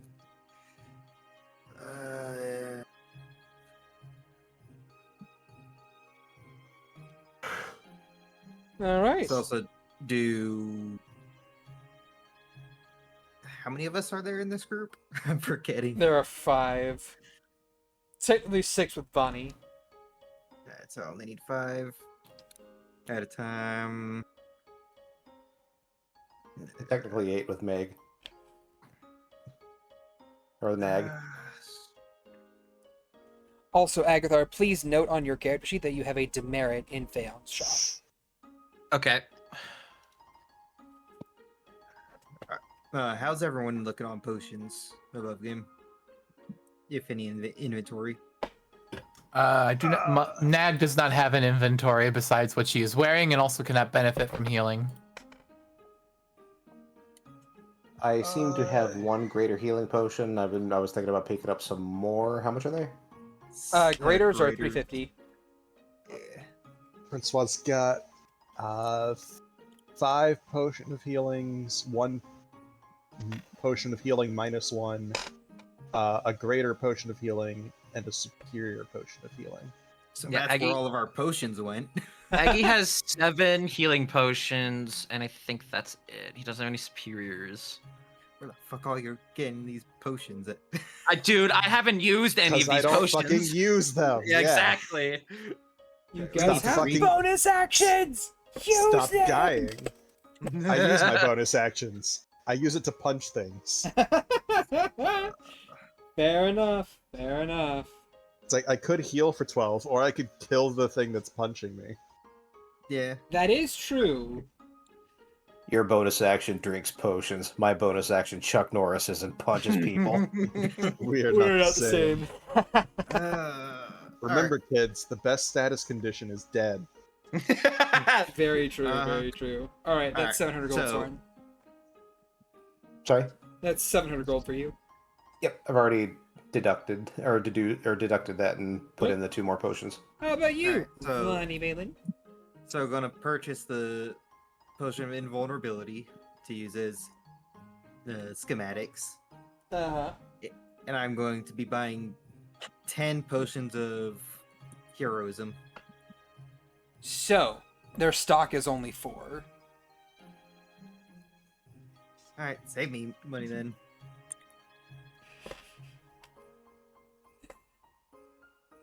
So, 100. Also, Agatha, roll me another stealth check, please. Oh, sure. Boop. And there it is.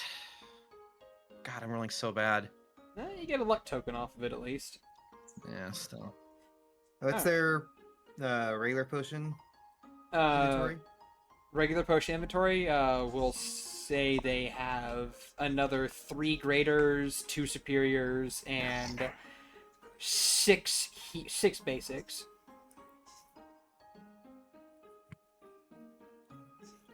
So 632. Vanya will buy out all their basics. All right. And so that makes it 100.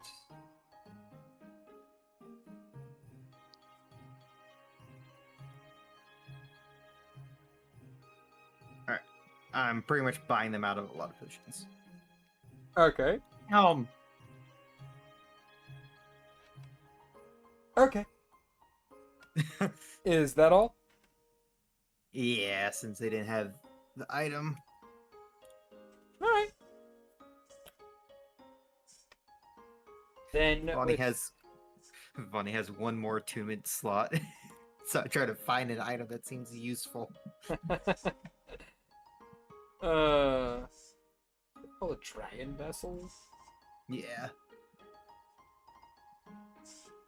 What the fuck? Oh, is this the potion bottle, drinking horn, or other container meant to hold liquid?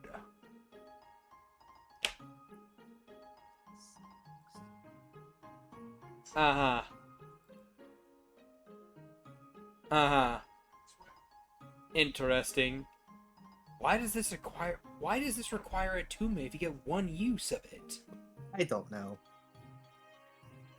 It's so Probably fucking because look at the stupid. legendary version of it. It's like because 5e was designed by clowns. Legendary. Potion of add- Dragon's Majesty? Oh, hooray, cool. I get to be a dragon for like, what, a minute? Yeah, 1 hour. Okay, cool. I It's also a have one of those. It's a free once a day Dragon Majesty for an hour. Yeah, and once you're getting legendary items like this, doesn't matter, man.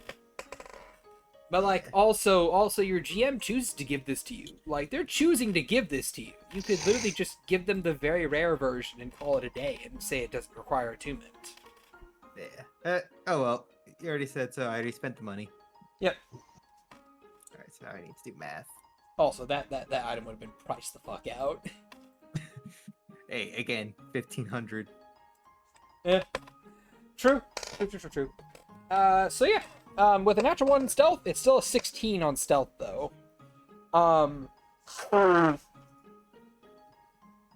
Agathar, I'm gonna roll a perception check. Oh my good god. Natural 20. No. Probably. No. No. This man Natural sees wine. this man sees like 11,000 gold put on the table between 3 different people for like a bunch of his items, and his eyes go wide like, oh. And He can now retire. he does not notice your ass as you just kind of like Right. scamper around and get behind people and hide. Agathar, steal more shit while he's distracted. I mean, you were behind the counter. You could try and steal something if you wanted to. No, I was a bit more concerned with beating himself up over trying to sell something Phaon gave him. Coward. He's like, stupid.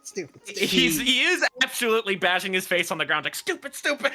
She did expressly say, "Hey, these items are not for resale." I forgore. Uh-huh. The player forgore. Uh-huh.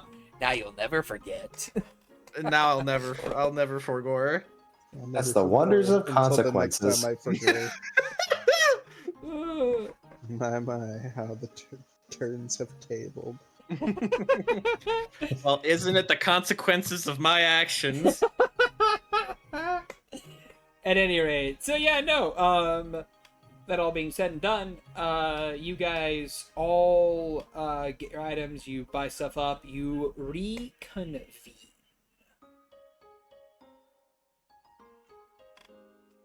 Ugh. And as you do so, you guys can actually notice that people are starting to rush around and whisper to each other and begin to pack up their things. And slowly over the course of like a few minutes, you see this place go from bustling to dead as people rush to their various abodes and basically pick stuff up and just start leaving with them. You see a few guides kind of like forming lines of people who begin to lead them out of the city. As Mr. Pepper shows up to your group. Alright then, I got y'all a little guide to get you to where y'all need to go. I sent a few of our people that way to help distract the gods. And we have to perform a bit of a mass exodus now because of a warning one of my hands was given recently.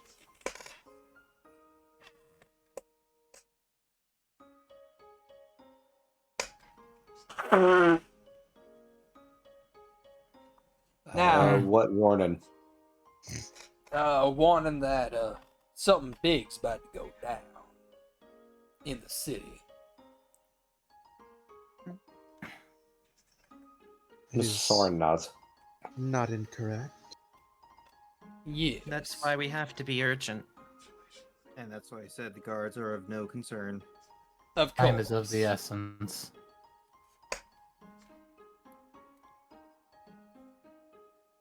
Alright then, well, y'all make your way on over there to the front entrance.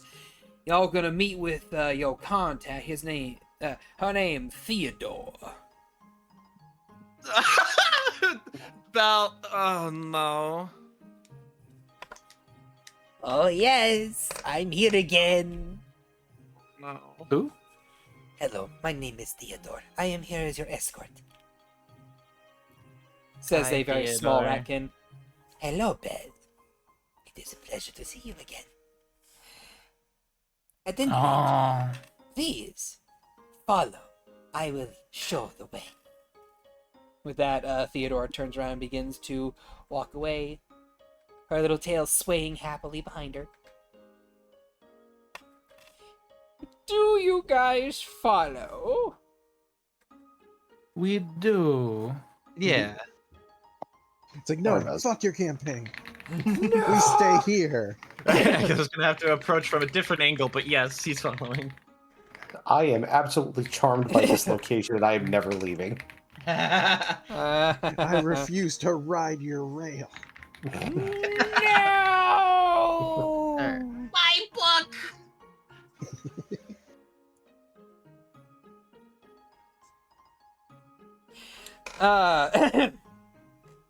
So yeah. You guys begin to make your way up and up and up as Theodore leads you through the sewers. And as I do a music shift.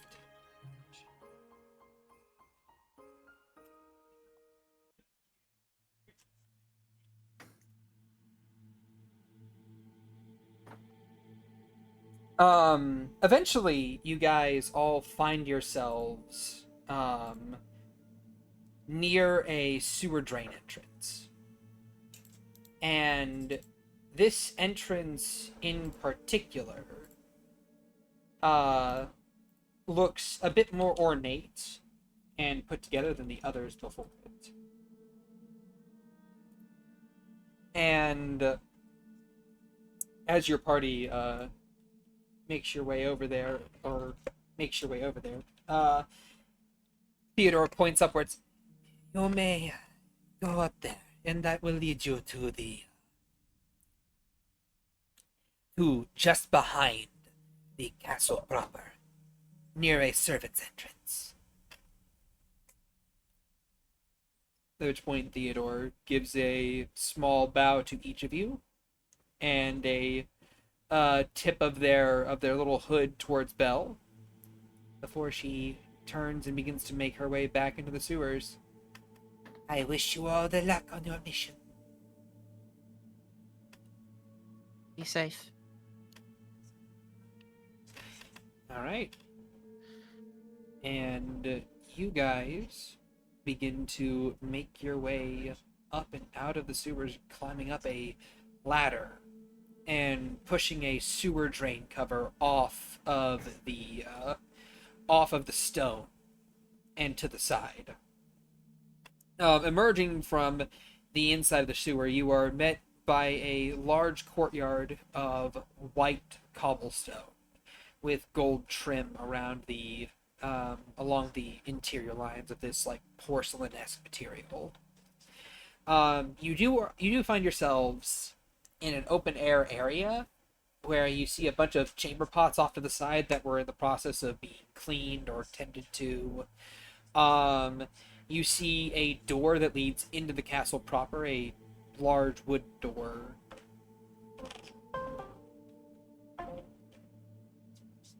That seems designed for a variety of different things. Vonnie will pass out a potion of heroism to... let's do Soren, Agathar, and Francois. Agathar is now visible. Agathar is visible. He is visible. You remember, you dipped. Yep. So what was the potion again? Potion of heroism. Potion of Potion of heroism. Okay. You get 5 temp HP and you have a bless effect on. 10. 10 temp HP and you have a bless effect on. I thought it was 10. Oh, that's okay. You're casting the spell now. Okay. No, it's a potion. You I drink see. it. Sorry. It lasts an hour. Oh, okay. If we're in the castle, yeah, I think he's probably just gonna. Yeah, so an hour is not gonna matter. So he'll drink that. And as you guys kind of like drink your potions and make your preparations to go inside the castle proper, Simi Mori, Nag, you know this palace, you know its blueprints, you know how to get to the throne room from here. I know our path. Yes. And as you guys begin to make your way inside, or at least you're at least about to make your way inside, you see the sun begin to dim. As I'm going to pause you there and go to a scene inside the castle. Lorelei is afraid. The whispering cacophony of voices in her head has become a dull, throbbing headache by this point in time, feeding her secrets and information she could act upon, offering divine inspiration for how their mouthpiece could free themselves from the chains binding them. Yet each voice has its own opinions, and they do not take kindly to theirs not being listened to. So she chooses inaction over acting and upsetting any of them, knowing that if not for the magic binding her and the cell around her, that she would suffer as a result, regardless of her choice. The clang of a metal doorway can be heard in the distance as heavy footfalls make their way to her cell. The door is opened and a beautiful dress is placed within. The guard, a human who has a wife and kids and vehemently believes in his king, stands before her in his plate mail with his glaive in hand. "The king wants you to put that on for the ceremony, ma'am," he says with a somewhat sad look in his eyes. She knows he doesn't want to do this to her. The gods have told her this man is innocent. But she knows how tightly the dogma of men can hold sway over their followers. So, she stands from her position and makes her way over to the dress. The guard, Lionel, realizes what she is about to do and turns around to give her privacy despite having strict orders not to take his eyes off of her. "Thank you," she whispers to him, before she strips her armor off and slides into the dress. The fabric is soft, and the material is a fine material, as if woven from the hair of an angel. She knew that it was woven from a golden lamb's fur, one of the 7 miracles granted by the gods to the rulers of this kingdom. That sheep was dead now, a martyr for another cause. Once fully dressed, she can hear the gods within her mind speak again. Some approve, others reminisce over the sheep, and yet some still disapprove of it instead. The headache in her head gets all the more painful. So many voices and not enough time to respond to any of them. So often she just wanted to tell them all to shut up. But she knew the outcome. She had been shown her mentor writhing in pain from her insolence towards the gods. A sight that brought back memories of her mentor. "I'm ready, Lionel.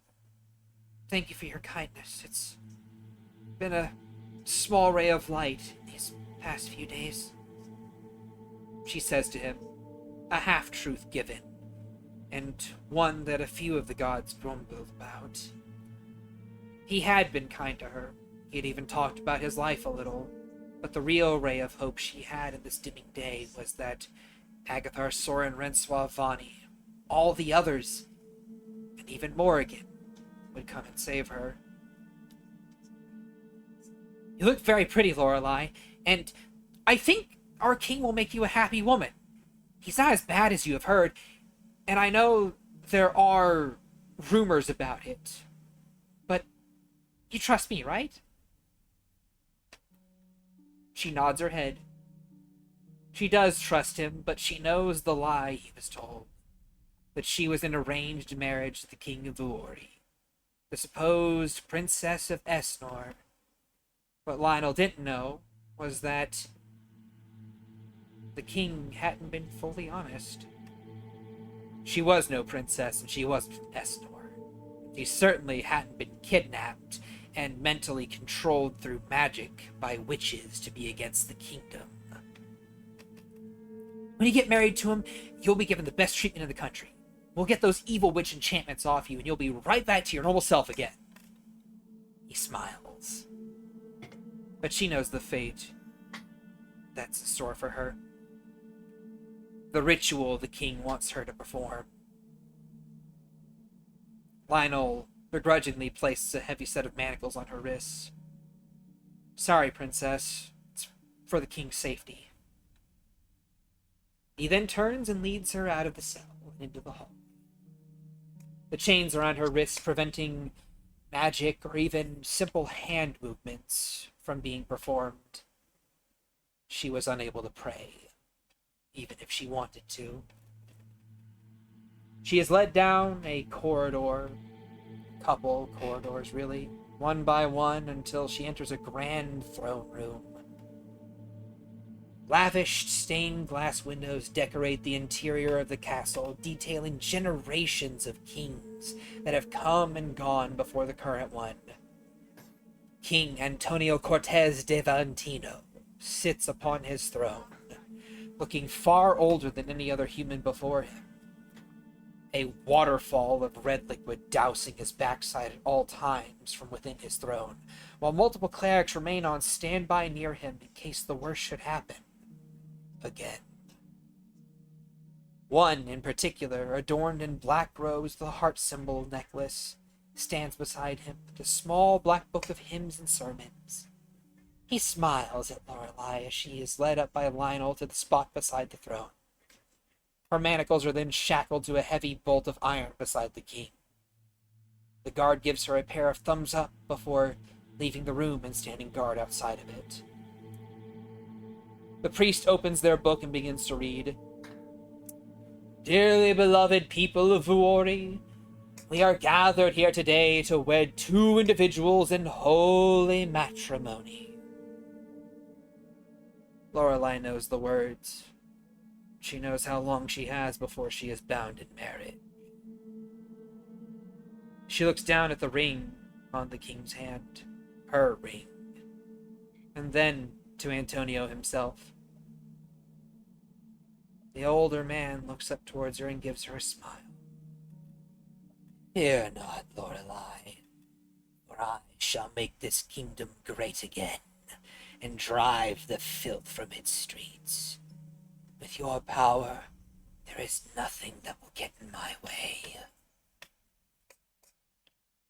She stares at him for a moment, before finally working up the courage to respond. You will fall, as all kings do. He scoffs and returns his attention to the ceremony at hand. And then, the sun begins to fade. A few minutes before Lorelei entered the throne room, two small figures can be seen approaching the gate at Ironview. What is Morrigan doing at this time with Eloise? We're just walking through the main gate, yeah? You're walking up to the main gate, yes. We have, like, road clothing, something that looked slightly different. Mm-hmm. And, making our way up to the front. She's kind of got, like, a bandaged look because she's very green, as be Eloise with the blue. We kind of stick out like a blueberry and a pickle. Eloise does not have any bandages on herself. Oh, she's just blue? Yeah, she's just blue. She's not bothering to cover up. Alright, if she's just gonna be blue, I'll just be green. It don't make sense to just... Maybe true. It ain't easy being green, folks. Yeah. Eloise is currently stirring a small brew of tea. And she looks over to you. So, Morrigan, you ready? I am. Are you? As ready as I can be. I've given a few mixtures into this one. It should, expedite things. Let's give them a show. Let's. She'll hand you the brew of tea. And then She downs it like a shot. Yeah. It is bitter. It tastes like hatred, like vengeance, like a fire that is slowly slithering down your throat and into your body and spreading throughout you. A familiar warmth, one might say.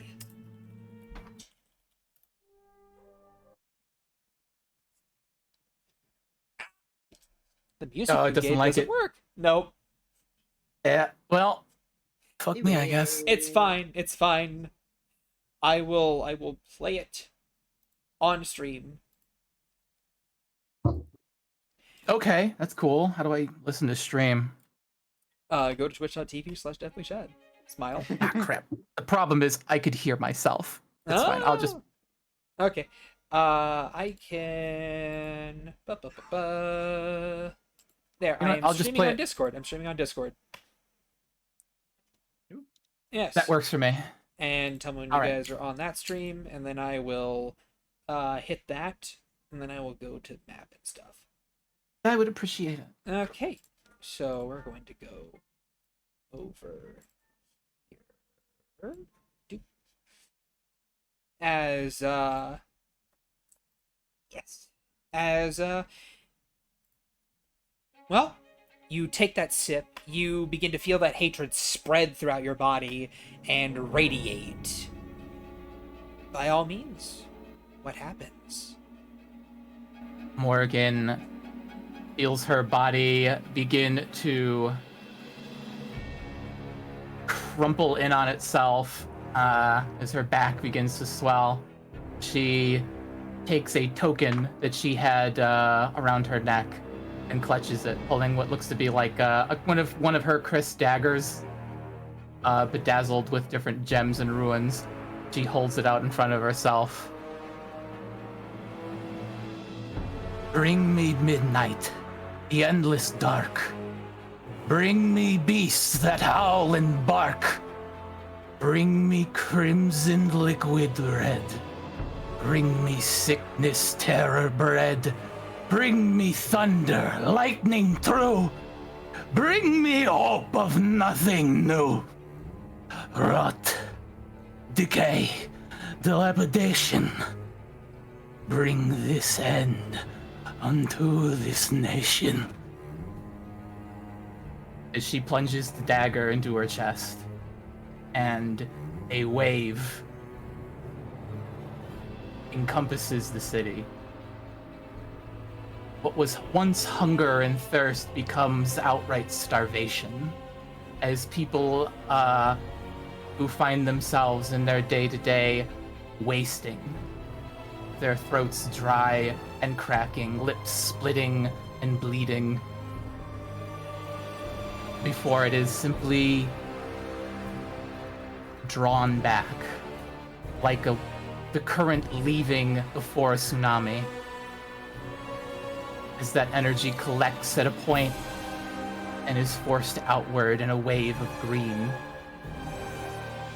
A blast of necromancy few or none have seen before waves over the Ori as a whole,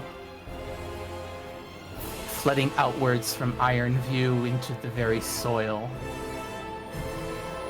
as beams of light trickle from the dirt and long since desiccated dead begin to rise.